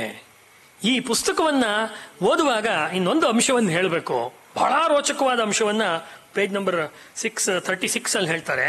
ನಮ್ಮ ಎಲ್ಲ ಮಕ್ಕಳಿಗೆ, ಗಂಡ್ಮಕ್ಳು ಹೆಣ್ಮಕ್ಳು ಎಲ್ರಿಗೂ ಕೂಡ ಈ ಶಿಕಾರಿ ಬಗ್ಗೆ, ಹುಲಿ ಬಗ್ಗೆ, ಬೇಟೆ ಬಗ್ಗೆ ಪುಸ್ತಕ ಓದಬೇಕು ಅಂದ್ರೆ ಮೊದಲು ನೆನಪಾಗುವಂಥದ್ದೇನೆ ಕೆನಿತ್ ಆಂಡರ್ಸನ್ ಪುಸ್ತಕಗಳು. ಕೆನಿತ್ ಆಂಡರ್ಸನ್ ಪುಸ್ತಕಗಳು ಬೇಕಾದಷ್ಟು ಕನ್ನಡದಲ್ಲೂ ಕೂಡ ಬಂದಿದೆ, ಇಂಗ್ಲಿಷ್ನಲ್ಲೂ ಬಂದಿದೆ. ಮಕ್ಕಳು ರಸ್ಕಿನ್ ಬಾಂಡ್ ಬಿಟ್ರೆ ಕೆನಿತ್ ಆಂಡರ್ಸನ್ ಪುಸ್ತಕವನ್ನೇ ಯಂಗರ್ ಪೀಳಿಗೆಯವರು ತುಂಬಾ ಓದೋದು. ಸಾಹಸದ ಲಿಟರೇಚರ್ನಲ್ಲಿ ಆಂಡರ್ಸನ್ದು ಬೇಟೆಯ ಪುಸ್ತಕಗಳನ್ನು ಓದ್ತಾರೆ. ಅವನಿಗೆ ಬೇಟೆ ಬಗ್ಗೆ ಏನು ನಾಲೆಡ್ಜೇ ಇರಲಿಲ್ಲ ಕೆನಿತ್ ಆಂಡರ್ಸನ್ಗೆ. ಅವಾಗ ಯಾರೋ ಹೇಳ್ತಾರೆ, ನೋಡಿ ಈ ಒಬ್ರು ಸಾಗರದಲ್ಲಿ ಶ್ಯಾಮರಾವ್ ಬಾಪಟ್ ಅಂತ ಇದ್ದಾರೆ, ಅವರು ವಿವರಗಳನ್ನು ಕೊಟ್ಟಿದ್ದಾರೆ ಇಲ್ಲಿ ಪೇಜ್ ನಂಬರ್ ಹೇಳಿದ್ನಲ್ಲ 636 ಅಲ್ಲಿ. ಅವರು ಬೇಕಾದಷ್ಟು ಹುಲಿ ಬೇಟೆ ಮಾಡ್ತಾ ಇದ್ದಾರೆ, ಹುಲಿ ಬೇಟೆಯಲ್ಲಿ ಎಕ್ಸ್ಪರ್ಟ್. ಯಾಕೆಂದ್ರೆ ಆ ಕಾಲದಲ್ಲಿ ಅದಕ್ಕೆ ಪರವಾನಗಿ ಇತ್ತು, ಬ್ರಿಟಿಷ್ ಪೀರಿಯಡ್ ಅಲ್ಲಿ ಅವರೇ ಹೋಗ್ತಿದ್ರು, ಅಧಿಕಾರಿಗಳೇ ಹೋಗ್ತಿದ್ರು. ಅವರು ಹುಲಿಗಳು ಚಿರತೆಗಳನ್ನ ಸಾಗರದ ಸುತ್ತಮುತ್ತ, ಶಿವಮೊಗ್ಗ ಸಾಗರ ಸುತ್ತಮುತ್ತ ಕಾಡುಗಳಲ್ಲಿ ಅವರು ಮಾಡ್ತಾ ಇದ್ರು ಅಂತ ಗೊತ್ತಾಗತ್ತೆ. ರಾಮರಾವ್ ಬಾಪಟ್ ಮತ್ತು ಸೀತಾಬಾಯಿ ಅವರ ಮಗ BA LLB ಮಾಡಿರ್ತಾರೆ.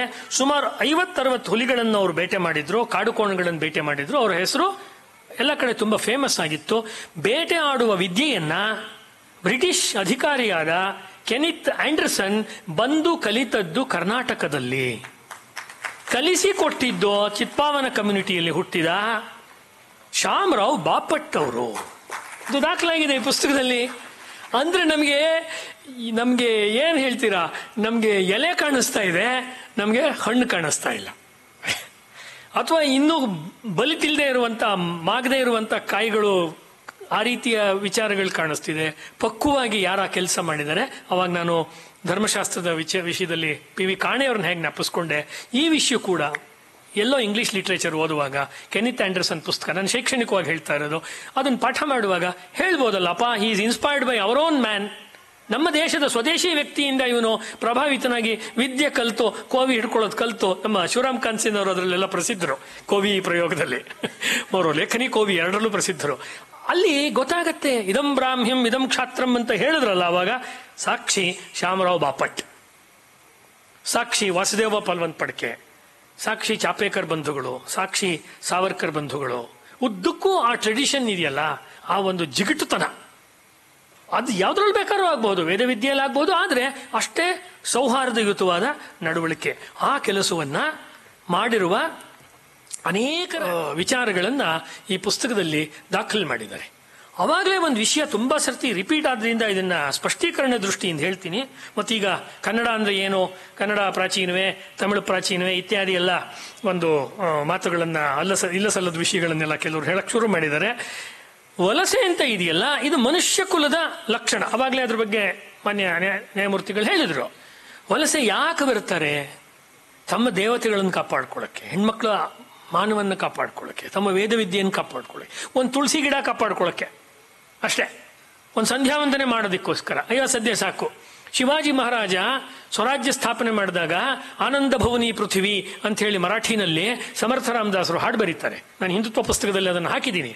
ಏನು ಅಂದ್ರೆ, ಸ್ನಾನಘಟ್ಟಗಳೆಲ್ಲ ಶುದ್ಧವಾದವು, ಸ್ತ್ರೀಯರು ಬಂದು ಕೊಡಪಾನಗಳಲ್ಲಿ ನೀರನ್ನು ತೆಗೆದುಕೊಂಡು ಹೋಗ್ಬೋದು, ದೇವಸ್ಥಾನದ ಗಂಟೆಗಳೆಲ್ಲ ಮೊಳಗ್ತಾ ಇದೆ. ಹೀಗಾಗಿ ಜಗತ್ತು ಆನಂದ ಭುವನವಾಗಿದೆ. ಆನಂದ ಭುವನ ಅಂದ್ರೆ ಅಷ್ಟೇ ಅವ್ರಿಗೆ. ಆಮೇಲೆ ಎಲ್ಲರೂ ಸಾಧು ಸಂತರು ಅವರ ಜಪತಪಗಳನ್ನ, ಹೋಮ ಯಜ್ಞಗಳನ್ನ ಮಾಡಬಹುದು. ವಾತಾವರಣ ಆಧ್ಯಾತ್ಮಿಕಕ್ಕೆ ಶುದ್ಧವಾಗಿ ಒದಗ್ತಾ ಇದೆ ನಮ್ಮ ಅನುಷ್ಠಾನಗಳನ್ನು ಮಾಡೋದಕ್ಕೆ. ಹಾಗಾಗಿ ಭಾರತ ಈಗ ಆನಂದ ಭುವನ ಪೃಥ್ವಿ ಆಯ್ತು ಅಂತ ಕೊಂಡಾಡ್ತಾರೆ ಶಿಷ್ಯನ ಸಮರ್ಥ ರಾಮದಾಸರು. ಆ ಕಾಲ ಹೋಯ್ತು, ಇವರಿಲ್ಲಿ ಬರಬೇಕಾಯ್ತು. ಆದ್ರೆ ಮಹಾರಾಷ್ಟ್ರದಿಂದ ಬಂದ್ರು ಅಂತ ಹೇಳ್ತಾರಲ್ಲ, ಅದ್ರ ಬಗ್ಗೆ ನನ್ನ ಒಬ್ಬ ಇತಿಹಾಸದ ವಿದ್ಯಾರ್ಥಿಯಾಗಿ ಹೇಳುವಂಥದ್ದು, ಈಗ ನಾವು ಪೇಶ್ವೆಗಳ ಕಾಲದಿಂದ ಯಾವುದನ್ನು ಮಹಾರಾಷ್ಟ್ರ ಅಂತ ಹೇಳ್ತಾ ಇದೀವೋ, that never existed in the political sense. ನಿಮ್ಮ ರಾಷ್ಟ್ರಕೂಟರ ಮತ್ತು ಚಾಳುಕ್ಯರ ರಾಜ್ಯದ ಉತ್ತರ ಗಡಿಗಳು ಯಾವುದಿತ್ತು, ಕಲ್ಯಾಣಿ ಚಾಳುಕ್ಯರು, ಬದಾಮಿ ಚಾಳುಕ್ಯರು, ಅವ್ರನ್ನ ಚಳುಕ್ಯರು ಅನ್ಬೇಕು, ಬದಾಮಿಯವ್ರನ್ನ, ಕಲ್ಯಾಣಿಯವ್ರನ್ನ ಚಾಳುಕ್ಯರು ಅಂತ ಹೇಳ್ಬೇಕು ಶುದ್ಧವಾಗಿ ನಾವು ಇತಿಹಾಸವನ್ನು ಮಾತಾಡೋದಾದ್ರೆ. ಯಾಕೆಂದ್ರೆ ಚಳುಕ್ಯರಿಂದ ಬಂದಿದ್ದು ಚಾಳುಕ್ಯರು, ದಶರಥನಿಂದ ದಾಶರಥಿ. ಆ ಅರ್ಥದಲ್ಲಿ ಅವರುಗಳು ಸೇವಣ್ರು, ದೇವಗಿರಿಯ ಸೇವಣ್ರು, ಇವರೆಲ್ಲ ಆಳ್ತಿದ್ದಂಥ ಭಾಗವೇ ಮಹಾರಾಷ್ಟ್ರ. ಅಂದ್ರೆ ದಕ್ಷಿಣ ಮಹಾರಾಷ್ಟ್ರ ಅಂತ ಕರೆಯುವಂಥ ಎಲ್ಲ ಭಾಗವೂ ಕೂಡ ಕೊಂಕಣ, ರತ್ನಗಿರಿಯನ್ನು ಸೇರಿದಂತೆ ಕರ್ನಾಟಕದ್ದೇ ಭಾಗವಾಗಿತ್ತು. ಲೋಕಮಾನ್ಯ ತಿಲಕರು ತಮ್ಮ ಪುಸ್ತಕದಲ್ಲಿ ಹೇಳ್ತಾರೆ, southern Maharashtra is nothing but northern Karnataka. Lokmanya ತಿಲಕರು ಹೇಳುವಂತ ಮಾತಿದು. ಅಂದ್ರೆ ಇವತ್ತೇನಾಗ್ಬಿಟ್ಟಿದೆ ಅಂದ್ರೆ, ಮಹಾರಾಷ್ಟ್ರದಲ್ಲಿ ಒಂದು ರೀತಿಯ ಕಲ್ಚರಲ್ ಪೊಲಿಟಿಕ್ಸ್ ಆಗಿ somewhere we belong to the northern belt. Gujarat ಮತ್ತು ಮಹಾರಾಷ್ಟ್ರ ಇವತ್ತು ನಾವೇನೋ ಒಂದು ಉತ್ತರ ಭಾಗದ, ಎಲ್ಲವೂ ಭಾರತವೇ, ಅದೆಲ್ಲ ಅದ್ರ ಬಗ್ಗೆ ಎರಡು ಮಾತಿಲ್ಲ. ಬಟ್ ನಾವು ಅಧ್ಯಯನ ದೃಷ್ಟಿಯಿಂದ ಹೇಳುವಾಗ ಯಾವುದು ನಾವು ಪಂಚದ್ರಾವಿಡ ಅಂತ ಕರಿತಾ ಇದ್ವಿ ನಮ್ಮ ಶಾಸ್ತ್ರಗಳಲ್ಲಿ, ಪಂಚದ್ರಾವಿಡದಲ್ಲಿ ಗುರ್ಜರ, ಮಹಾರಾಷ್ಟ್ರ, ಕರ್ನಾಟಕ, ಆಂಧ್ರ ಮತ್ತು ದ್ರವಿಡ, ಇದು ಸೇರ್ಕೊಂಡೇ ಪಂಚದ್ರಾವಿಡ. ಆದ್ರಿಂದ ಇವ್ರು ಹೆಂಗ್ ಉತ್ತರ ಆಗುತ್ತಾರೆ ಅಂದ್ರೆ, ಪಂಚದ್ರಾವಿಡಕ್ಕೆ ಆ ಕ್ಷೇತ್ರದಲ್ಲೇ ಇದ್ದಂತ ಈ ಚಿತ್ಪಾವನರು they moved from one GPS to another GPS. ಕಾರಣಗಳು ಅದು ಬೇರೆ ಬೇರೆ ರೀತಿಯ, ಅಂದ್ರೆ ಕನ್ನಡಿಗರು ಅಂದ್ರೆ ಕರ್ನಾಟಕದ ಒಂದು ವಿಶಾಲವಾದ ಕರ್ನಾಟಕದ ವಲಯದಲ್ಲಿ ಇದ್ದವರೇನೆ ಇನ್ನೊಂದು ಭಾಗಕ್ಕೆ ಅವರು ಮೂವ್ ಮಾಡಿದ್ರು ಅನ್ನೋದು ನಮಗೆ ಗೊತ್ತಾಗತ್ತೆ. ಹೀಗೆ ಕರ್ನಾಟಕದ ವಿಶಾಲತೆ ಏನು, ಜಗತ್ತಿಗೆ ಕರ್ನಾಟಕದ ಭಾಷಿಕವಾಗಿ ಸಾಂಸ್ಕೃತಿಕವಾಗಿ ಕೊಡುಗೆ ಏನು ಅಂತ ತಿಳಿಸ್ಕೊಟ್ಟಂತ ಒಬ್ಬ ಮಹನೀಯರು ಈ ಪುಸ್ತಕದಲ್ಲಿದ್ದಾರೆ. ಅವರು ಶಂಭಾ ಜೋಶಿ ಅವರು. ಯಾರು ಇವತ್ತವ್ರ ಹೆಸರನ್ನು ಜ್ಞಾಪಿಸ್ಕೊಳ್ಳೋದಿಲ್ಲ. ಯೂಶಲಿ ಒಂದು ಸೆಟ್ಟೇ ಇದೆ, 6 ವಾಲ್ಯೂಮ್ ಇದೆ, ಇನ್ನೂ ಒಂದು ಎಕ್ಸ್ಟ್ರಾ 1-2 ಸಂಪುಟ ಬಂದಿದೆ. ಅವರು ಕರ್ನಾಟಕದ ಕ್ಷತ್ರಿಯರು ಯಾರು, ಆಮೇಲೆ ಕನ್ನಡ ನುಡಿಯ ಹುಟ್ಟು ಏನು ಅನ್ನೋದ್ರ ವಿಷಯ ಬಗ್ಗೆ ತುಂಬಾ ಅದ್ಭುತವಾದಂಥ ಬರವಣಿಗೆಗಳನ್ನು ಅವರು ತೆಗೆದುಕೊಂಡು, ಮಹಾರಾಷ್ಟ್ರದ ವಿದ್ವಾಂಸರು ಕನ್ನಡದ ಬಗ್ಗೆ ಎತ್ತಿರುವಂತಹ ತಕರಾರುಗಳಿಗೆಲ್ಲ ಉತ್ತರಗಳನ್ನು ಕೊಟ್ಟು ಅವರ ಬರವಣಿಗೆನಲ್ಲಿ ಅವರು ಮಾಡಿದ್ದಾರೆ. ತುಂಬಾ ಒಳ್ಳೆ ಚರ್ಚೆ ಮಾಡಬೇಕಾದಂಥ ಸ್ಕಾಲರು. ಏನು ಮಾಡ್ತೀರಾ, ಅವ್ರು ಹೈಸ್ಕೂಲ್ ಟೀಚರ್ ಆಗಿದ್ದರು, ಯೂನಿವರ್ಸಿಟಿಯಲ್ಲೋ ಅಥವಾ ಬೇರೆ ಕಡೆ ಎಲ್ಲೋ ಇರಲಿಲ್ಲ, ಅವ್ರ ಹೆಸರು ಪಕ್ಕಕ್ಕೆ ಹೋಯಿತು. ಯಾರು ಅವರ ವಿಷಯಗಳ ಬಗ್ಗೆ ಅಧ್ಯಯನ ಮಾಡೋದು ಅಥವಾ ಆ ವಿಷಯವನ್ನು ಕಂಟಿನ್ಯೂ ಮಾಡುವಂಥದ್ದು ಆಗಲ್ಲ. ಅವ್ರು ಅವಾಗಲೇ ಹೇಳಿದರು, ಇಡೀ ಭಾರತದಲ್ಲಿ ಕರ್ನಾಟಕದ ಪ್ರಭಾವವಿದೆ ಅನ್ನೋದನ್ನು ಹೇಳಿದರು. ಅವರು ನೇಪಾಳದ ತನಕ ತೋರಿಸಿದ್ರು, ಅವರು ಬಂಗಾಳದ ತನಕ ಇಂಡಿಕೇಟ್ ಮಾಡಿದ್ರು, ಸೂಚ್ಯವಾಗಿ ಹೇಳಿದ್ರು. ಮುಂದೆ ಅದನ್ನು ಬೇರೆ ಬೇರೆ ವ್ಯಕ್ತಿಗಳು, ಚಿದಾನಂದ ಮೂರ್ತಿಯವ್ರನ್ನು ಸೇರಿದಂತೆ, ಆಗುಂಬೆ ನಟರಾಜ್ ಅವ್ರನ್ನು ಸೇರಿದಂತೆ ಈ ಕೆಲಸಗಳನ್ನು ಮುಂದುವರಿಸಿ ಒಂದು ಕರ್ನಾಟಕದ ಗಡಿಯಾಚೆಗಿನ ಕರ್ನಾಟಕದ ರಾಜಮನೆತನಗಳು ನೇಪಾಳದ ತನಕ ಹೇಗಿತ್ತು ಅಂತ ಹೇಳಿದ್ರು.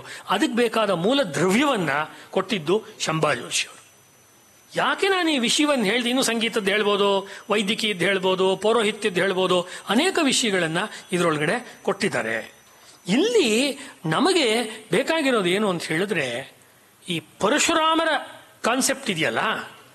ಇವತ್ತು ಕೃಷ್ಣ ರಾಜ್ಯ, ಮೊದಲು ರಾಮರಾಜ್ಯ ಅಂತಿದ್ರು, ಇತ್ತೀಚೆಗೆ ಒಬ್ಬರು ಪುಸ್ತಕ ಕೃಷ್ಣರಾಜ್ಯ ಅಂತ ಬರೆದಿರೋ ಪುಸ್ತಕ. ಇದು ಕಾಲಕ್ಕೆ ಕೃಷ್ಣರಾಜ್ಯವೇ ಕರೆಕ್ಟು. ವಾಟ್ ಎವರ್, ರಾಮರಾಜ್ಯ ಅಂದರೆ ಅದೇನು ಕೃಷ್ಣ ರಾಜ್ಯಕ್ಕೆ ವಿರೋಧಿ ಅಲ್ಲ, ಅದು ನಮಗೆ ಗೊತ್ತಿರುವಂಥದ್ದೇ. ಸುಮ್ಮನೆ ಅದೆಲ್ಲ ಅತಿಯಾದ ಇಂಟೆಲೆಕ್ಚುಯಲ್ ಅಬರೇಷನ್ಸ್ ಅಂತ ನನಗನ್ಸುತ್ತೆ. ತುಂಬ ಕೂದಲಿಸಿಲ್ಲ, ಅಷ್ಟು ನೋಡ್ಬಾರ್ದು. ರಾಮಕೃಷ್ಣ ಎಲ್ಲ ನಮಗೊಂದೇನೆ. ಸ್ವಲ್ಪ ಆಯಾ ಯುಗಕ್ಕೆ ತಕ್ಕಂತೆ ಅವರ ನೀತಿಗಳು ಬದಲಾಗಿರಬಹುದು. ಸಾರಾಂಶ ಅದೇ ಸನಾತನದ ಛಾಯೆ, ಸನಾತನದ ನೆರಳು. ಪರಶುರಾಮ ಅವರ ಬಗ್ಗೆ ಕೂಡ ಸಾಂಸ್ಕೃತಿಕವಾಗಿ ನಾವು ಹಿಂದೂಗಳಾಗಿ ಎಷ್ಟು ಮಾತನಾಡಬೇಕಾಗಿತ್ತು, ಸನಾತನಿಗಳಾಗಿ ಅಷ್ಟು ಮಾತನಾಡ್ತಿಲ್ಲ. ನೀವು ನೋಡಿಬೇಕಾರೆ ಪರಶುರಾಮರ ಬಗ್ಗೆ ಹೇಳುವಾಗ ಈಗ ಅದೆಲ್ಲ ದಶಾವತಾರದಲ್ಲಿ ಬರುತ್ತೆ, ಮತ್ಸ್ಯ ಕೂರ್ಮ ವರಾಹ ಎಲ್ಲ ಹೇಳಿಬಿಟ್ಟು ಪರಶುರಾಮ ಆದಮೇಲೆ ರಾಮ ಅವತಾರದ ಬಗ್ಗೆ, ಕೃಷ್ಣ ಅವತಾರದ ಬಗ್ಗೆ ಬೇಕಾದಷ್ಟು ಲಿಟ್ರೇಚರ್ ಬಂದಿದೆ, ಬೇಕಾದಷ್ಟು ಪುಸ್ತಕಗಳು, ಯಕ್ಷಗಾನಗಳು, ಪುರಾಣ ಗ್ರಂಥಗಳು, ಮತ್ತೊಂದು ಮಗದೊಂದು ಬಂದಿದೆ. ಯಾವುದನ್ನ ನಾನು ಇನ್ನೊಂದು ಪಾಯಿಂಟ್ ಹೇಳಿ ಮುಗಿಸ್ತೀನಿ. ಯಾವುದನ್ನ ಇವತ್ತು ನಾವು ಆಗಮಶಾಸ್ತ್ರ, ತಂತ್ರಶಾಸ್ತ್ರ ಅಂತ ಕರಿತೀವಿ, ಅದರಲ್ಲಿ ನನ್ನ ವಿಶೇಷವಾದ ಆಸಕ್ತಿಯ ವಿಷಯ ಅನೇಕ ದಶಕಗಳಿಂದ ನಾನು ಕಲೆಕ್ಟ್ ಮಾಡಿಕೊಂಡು ಓದಿ ಅನುವಾದ ಮಾಡ್ಕೊಂಡು ಬರ್ತಾ ಇರೋದು ತಂತ್ರಮಂತ್ರಶಾಸ್ತ್ರ. ಅದರೊಳಗಡೆ ನಿಮಗೆ ಶಾರದಾ ತಿಲಕ, ಆಮೇಲೆ ಬೇರೆ ಬೇರೆ ಪುಸ್ತಕಗಳು, ಸ್ವಚ್ಛಂದ ತಂತ್ರ, ಆಮೇಲೆ ಬೇರೆ ಬೇರೆ ಪುಸ್ತಕಗಳನ್ನು, ಮಹಾನಿರ್ವಾಣ ತಂತ್ರ, ಆ ತಂತ್ರಗ್ರಂಥಗಳ ಎತ್ತರದ ಸಾಲಿಗೆ ಸೇರುವಂತಹ ಒಂದು ತಂತ್ರದ ಗ್ರಂಥ ಪರಶುರಾಮ ಕಲ್ಪಸೂತ್ರ. ಪರಶುರಾಮ ಕಲ್ಪಸೂತ್ರ ಇರೋದೇ ಪರಶುರಾಮರಿಂದ. ಅವರು ಭಗವಾನ್ ಪರಶುರಾಮರ ಕೊಡುಗೆ ತಂತ್ರಶಾಸ್ತ್ರಕ್ಕೆ ಇದು. ಅದು ಯಾವ ಪರಶುರಾಮರೋ ಅದು ಬೇರೆ, ಯಾವ ಯುಗದ ಯಾವ ಪರಶುರಾಮರೋ ಗೊತ್ತಿಲ್ಲ. 28 ಮಹಾಯುಗಗಳೆಲ್ಲ ಆಗ್ಬಿಟ್ಟಿದೆ. ನಾವು ಅದರಲ್ಲಿ ಒಂದು ಭಾಗದಲ್ಲಿ ಬಂದು ಕಲಿಯುಗದಲ್ಲಿ ನಿಂತಿದ್ದೀವಿ. ಈಗ ಒಟ್ಟಿನಲ್ಲಿ ಈ ಜ್ಞಾನ ಪರಂಪರೆಗೆ ಆಧುನಿಕ ಕಾಲದಲ್ಲಿ ಈ ಚಿತ್ಪಾವನ ಕಮ್ಯುನಿಟಿಯವರು ಅಥವಾ ಬೇರೆ ಉಳಿದ ವೈದಿಕ ಪಂಗಡಗಳವರು ಏನು ಕೊಡುಗೆ ಕೊಟ್ಟಿದ್ದಾನೆ ಅನ್ನೋದೆಲ್ಲ ಇದರಲ್ಲಿ ಚೆನ್ನಾಗಿ ದಾಖಲಾಗಿದೆ. ಮುಂದೆ ದಾಖಲಾಗಬೇಕಾದ ಯಾವುದು ಅಂದರೆ ಅದು ರಿಸರ್ಚಿಗೆ ಸಂಬಂಧಪಟ್ಟಿದ್ದು. ಈ ಗ್ಯಾಪ್ ಇದೆಯಲ್ಲ, ಸರಸ್ವತಿ ನದಿ ಬತ್ತು ಹೋಗೋದ್ರಿಂದ ಹಿಡಿದು ಪರಶುರಾಮರು ಭೃಗುವಿನಿಂದ ಆ ಭೃಗುಕಚ್ಛವನ್ನು ತೆಗೆದುಕೊಂಡಂಥ ಭಾಗ ಅನ್ನೋ ಪುರಾಣಗಳಲ್ಲಿ ಬರೋ ಭಾಗದಿಂದ ಹಿಡಿದು ಯಾವುದಾದ್ರೂ ಒಂದು ರೀತಿಯಲ್ಲಿ ಅದನ್ನು ಟ್ರೇಸ್ ಮಾಡಬೇಕಾಗಿದೆ. ಇವತ್ತು ನೀಲೇಶ್ ಓಕ್ ಯಾವ ಕೆಲಸವನ್ನ ಅವರು ಸುಗ್ರೀವಾಸ್ ಅಟ್ಲಾಸ್ ಅಂತ ಮಾಡಿದ್ದಾರೆ. ಇವತ್ತು ನಿಮಗೆ ಇಂಟರ್ನೆಟ್ ಯೂಟ್ಯೂಬಲ್ಲಿ ಸಿಗುತ್ತೆ. ರಾಮಾಯಣದಲ್ಲಿ ಸುಗ್ರೀವ ಹೇಳ್ತಾನೆ, ಈ ಸೀತಾನ್ವೇಷಣೆಯಲ್ಲಿ ಹೋಗ್ರೋ, ನೀವು ಪೂರ್ವಕ್ಕೆ ಹೋಗ್ರೋ, ಪಶ್ಚಿಮಕ್ಕೆ ಹೋಗ್ರೋ, ದಕ್ಷಿಣಕ್ಕೆ ಹೋಗ್ರೋ, ಉತ್ತರಕ್ಕೆ ಹೋಗ್ರೋ, ಸೀತಾಮಾತೆಯನ್ನು ಹುಡುಕೊಂಬನ್ನಿ, ರಾಮದೇವರು ಹೇಳಿದ್ದಾರೆ ಅಂತ ಹೇಳಿ ಜಾಗ್ರಫಿನ ಹೇಳ್ತಾನೆ. ಅದ್ಭುತವಾಗಿ ಬರುತ್ತೆ. ವಾಲ್ಮೀಕಿ ರಾಮಾಯಣದಲ್ಲಿ ಯುದ್ಧಕಾಂಡಕ್ಕಿಂತ ಮುಂಚೆ ಬರುತ್ತೆ. ಎಷ್ಟು ಚೆನ್ನಾಗಿ ಅವನು ಆಸ್ಟ್ರೇಲಿಯಾ ತನಕ ಹೇಳ್ತಾನೆ ಅವನದರಲ್ಲಿ. ಇದನ್ನು ಇವ್ರು ಗುರುತಿಸಿದ್ದಾರೆ ಇವತ್ತಿನ ಒಂದು ಲೆಕ್ಕ. ಅದರಲ್ಲಿ ಕೆಲವರು ಭಿನ್ನಾಭಿಪ್ರಾಯ ಹೇಳಿ ಅದ್ರ ಬಗ್ಗೆ ಇನ್ನೊಂದು ಪುಸ್ತಕ ಬರೆದಿದ್ದಾರೆ. ಅದಿರೋದೇ ಹಾಗೆ. ಜ್ಞಾನಕ್ಷೇತ್ರದಲ್ಲಿ ಯಾರು ಹೇಳಿದ್ದು ಫೈನಲ್ಲು ಅಂತಲ್ಲ, ಆದರೆ ಅವರೊಂದು ಕಣ್ಣು ತೆರೆಸೋದ್ರಲ್ಲ. ಸುಗ್ರೀವನಿಗೆ ಇದ್ದಂಥ ಭೂಗೋಳದ ಪ್ರಾಚೀನ ಜಂಬೂದ್ವೀಪದ ಭರತವರ್ಷದ ಭರತಖಂಡದ ಜ್ಞಾನ, ಯಾಕೆ ನಮಗೆ ಇವಾಗ ಭಾರತದ್ದೇ ಜ್ಞಾನ ಕಮ್ಮಿ ಆಗ್ಬಿಟ್ಟಿದೆ. ಸುಗ್ರೀವನಿಗೆ ಜಂಬೂದ್ವೀಪದ ಜ್ಞಾನ ಇತ್ತಲ್ಲ, ಆ ಕಥೆ ಹೇಳಿದಾಗ ಆ ಜಂಬೂದ್ವೀಪದೊಳಗಡೆ ಎಲ್ಲೋ ಒಂದು ಕಡೆ ಆ ಮೇರೋ ದಕ್ಷಿಣೋ ಭಾಗೆ ಅಂತ ಹೇಳುವಾಗ ಪರಶುರಾಮರ ಸ್ಟೋರಿಯನ್ನುವೇ ನಾವು ಇನ್ನಷ್ಟು ವ್ಯಾಪಕವಾಗಿ ಚರ್ಚೆಯ ಭಾಗವಾಗಿ ವೈದಿಕ ವಿದ್ವತ್ ಸಭೆಗಳಲ್ಲೇ ಆಗ್ಬೋದು, ಸೆಕ್ಯುಲರ್ ಅಥವಾ ಉಳಿದಂಥ ಸಾಹಿತ್ಯ ಇತ್ಯಾದಿಯ ಸಭೆಗಳಲ್ಲೇ ಆಗಲಿ ಅದನ್ನು ನಾವು ತರುವ ಅವಶ್ಯಕತೆ ನಮಗಿದೆ. ಯಾಕೆಂದರೆ ಕ್ಷತ್ರಿಯರು ಮದೋನ್ಮತ್ತರಾದಾಗ ಕ್ಷತ್ರಿಯರಿಗೆ ಒಂದು ಪಾಠ ಕಲಿಸ್ತೀನಿ ಅಂತ 21 ಸರ್ತಿ ಭೂಮಿಯನ್ನು ಸುತ್ತಿ ಯಾರು ಸ್ತ್ರೀವೇಷವನ್ನು ಹಾಕ್ಕೊಂಡಿದ್ರು, ಕ್ಷಮೆಯನ್ನು ಕೇಳಿದ್ರು. ಈ ದಶರಥನು ಹಾಗೆ ಮಾಡಿದ್ದ. ಆ್ಯಕ್ಚುಲಿ ಸ್ತ್ರೀವೇಷವನ್ನು ಹಾಕ್ಕೊಂಡು ಒಳಗೆ ಇದ್ದ ದಶರಥ. ಆ ರೀತಿ ಇದ್ದಂಥ ಸಂದರ್ಭದಲ್ಲಿ ಕ್ಷತ್ರಿಯರಿಗೆ ಬುದ್ಧಿ ಕಲಿಸಿದ್ರು. ಕ್ಷತ್ರಿಯರೆಲ್ಲ ಪೂರ್ತಿ ನಾಶ ಆಗಿಬಿಟ್ಟಾಗ ಈ ಮೌರ್ಯ ಚಂದ್ರಗುಪ್ತನ್ ತಗೊಂಡು ಬಂದು ಮತ್ತೊಂದು ರಾಜಕೀಯವನ್ನು ಶುರು ಮಾಡಿ ವ್ಯವಸ್ಥೆ ಮಾಡಿದವರು ಇವರೇನೆ, ಚಾಣಕ್ಯ ಕುಲಕ್ಕೆ ಸಂಬಂಧಪಟ್ಟವರು. ಈ ಎಲ್ಲ ವಿಚಾರಗಳನ್ನು ನಮಗೆ ತೆರೆದು ತೋರಿಸುವಂಥ ಕೆಲಸವನ್ನು ಇವತ್ತು ಈ ಪುಸ್ತಕ ಮಾಡಿದೆ. ಪರಶುರಾಮರು ಅಂತ ಹೇಳಿದಾಗ ನೆನಪಾಗೋದು ನಮ್ಮ KM ಮುನ್ಷಿಯವರು, ದೊಡ್ಡ ಶಿಕ್ಷಣ ತಜ್ಞರು.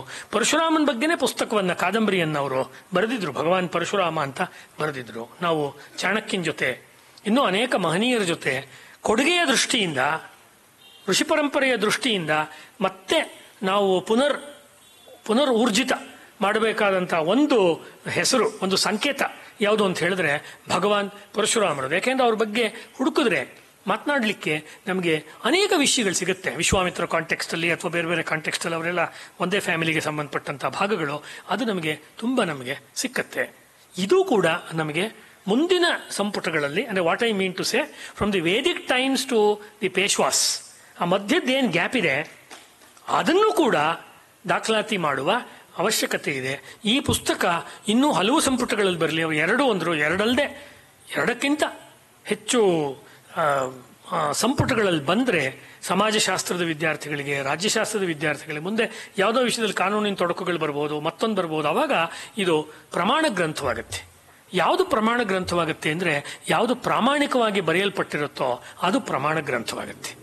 ಇದು ದಾಖಲೆ ಸಹಿತವಾಗಿ ಎಲ್ಲೂ ಭಾಷೆನಲ್ಲಿ ನಾನೀಗ ಕೂತ್ಕೊಂಡು ಓದಿದ ಮಟ್ಟಿಗೂ ಏನೋ ಉತ್ಪ್ರೇಕ್ಷೆ, ನಮ್ಮ ಬಗ್ಗೆ ನಾವೇನೋ ತುಂಬ ಹೇಳ್ಕೋಬೇಕು ಅನ್ನೋದಕ್ಕಿಂತ ಇಟ್ ಹ್ಯಾಪನ್ ಸೊ, ಹಿಂಗಾಯ್ತಪ್ಪ ಅಂತ ಬರೆದಿದ್ದಾರೆ. ಚೆನ್ನಾಗಿದೆ ಅದು. ಇದನ್ನು ಮುಂದುವರಿಸಿ ಇನ್ನಷ್ಟು ನೆನಪುಗಳನ್ನು ಬರೆಯೋದು. ಕೊನೆಯದಾಗಿ ಈ ಕಮ್ಯುನಿಟಿಯಲ್ಲಿ ಇರ್ತಕ್ಕಂಥ 90, 95, 100 ದಾಟಿರುವ ವೃದ್ಧರು ವೃದ್ಧೆಯರು ಯಾರಿದ್ದಾರೆ ಅವ್ರ ಹತ್ರ ಕೂತು ಅವರ ಮಾತುಗಳನ್ನು, ಅವರ ಕಾಲದ ಜೀವನ ಹೇಗಿತ್ತು, ನದಿ ಹೇಗಿತ್ತು, ಬೆಟ್ಟ ಹೇಗಿತ್ತು, ಪ್ರಪಂಚ ಹೇಗಿತ್ತು ಅನ್ನೋದನ್ನು ದಾಖಲು ಮಾಡೋದಿದೆಯಲ್ಲ, ಅದು ನಿಜವಾದ ದಾಖಲೀಕರಣ ಆ್ಯಕ್ಚುಲಿ.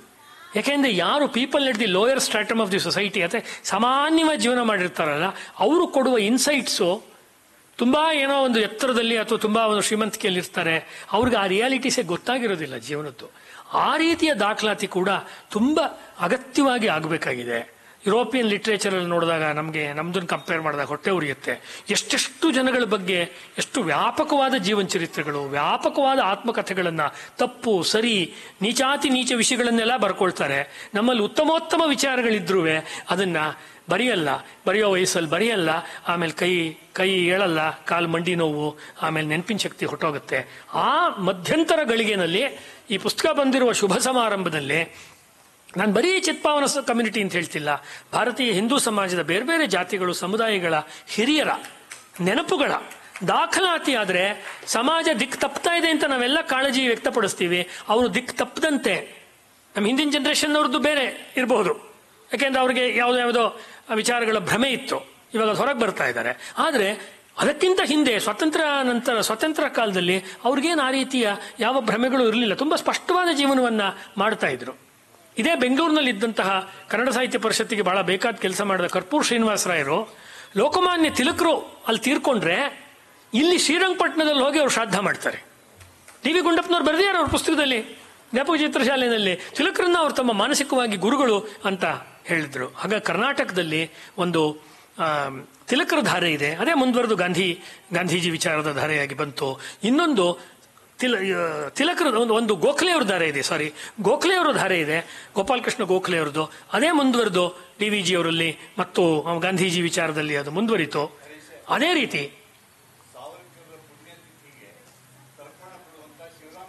ಇದ್ದಾರೆ ಅಂದೆ ಅಲ್ಲಿಗೆ ಬಂತು.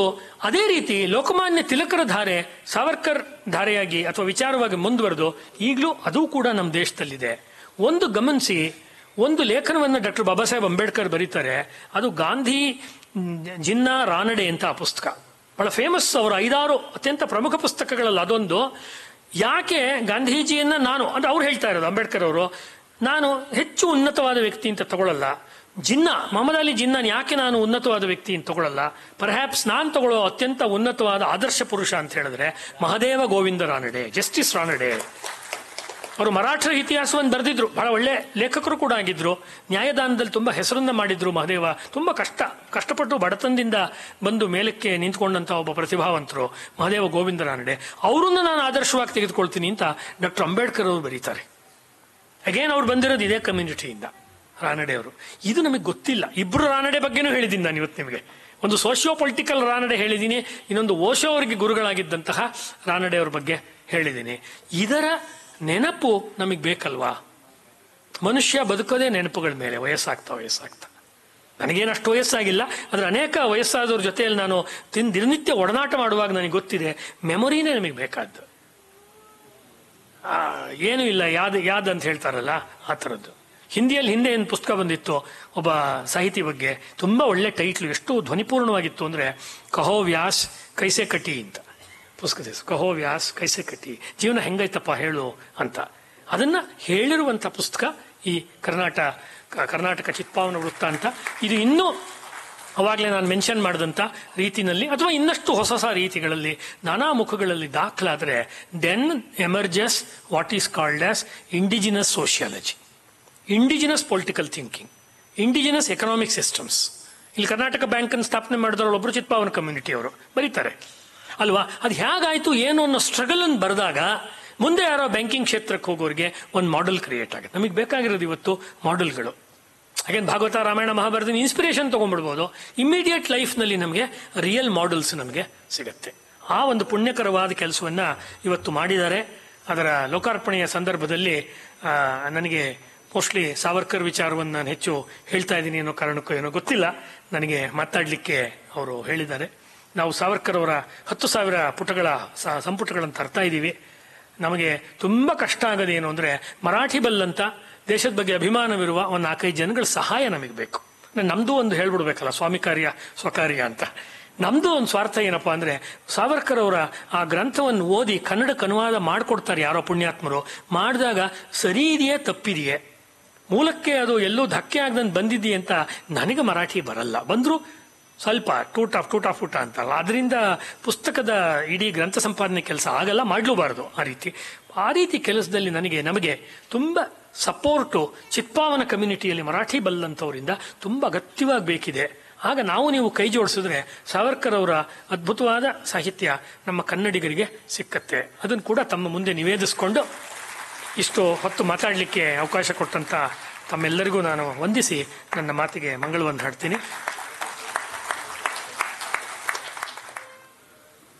ತಮ್ಮ ಅದ್ಭುತವಾದಂಥ ವಾಗ್ಝರಿಯಿಂದ ಹಿರಿಯ ತಲೆಮಾರಿನ ನಮ್ಮ ಚಿತ್ಪಾವನರನ್ನ ಸಾಲು ಸಾಲಾಗಿ ನಮ್ಮ ಕಣ್ಣು ಮುಂದೆ ತಂದು ನಿಲ್ಲಿಸಿದ್ದಾರೆ ಡಾಕ್ಟರ್ ಜಿ ಬಿ ಹರೀಶ್ ಅವರು. ಅದು ಕಾಣೆಯವರು ಇರಬಹುದು, ಪುರುಷೋತ್ತಮ್ ನಾಗೇಶ್ ಓಕ್ ಇರಬಹುದು, ಬೇಂದ್ರೆ ಅವರು, ರಾನಡೆ, ಚಾಪೇಕರ್, ಕೊನೆಗೆ ಸಾವರ್ಕರ್ ಅವರ ಬಗ್ಗೆ ಅವರು ತರಲಿರುವಂತಹ ಒಂದು ಗ್ರಂಥದ ಬಗ್ಗೆ ಕೂಡ ಅವರೀಗ ಇಷ್ಟು ಮಾತನಾಡಿದರು.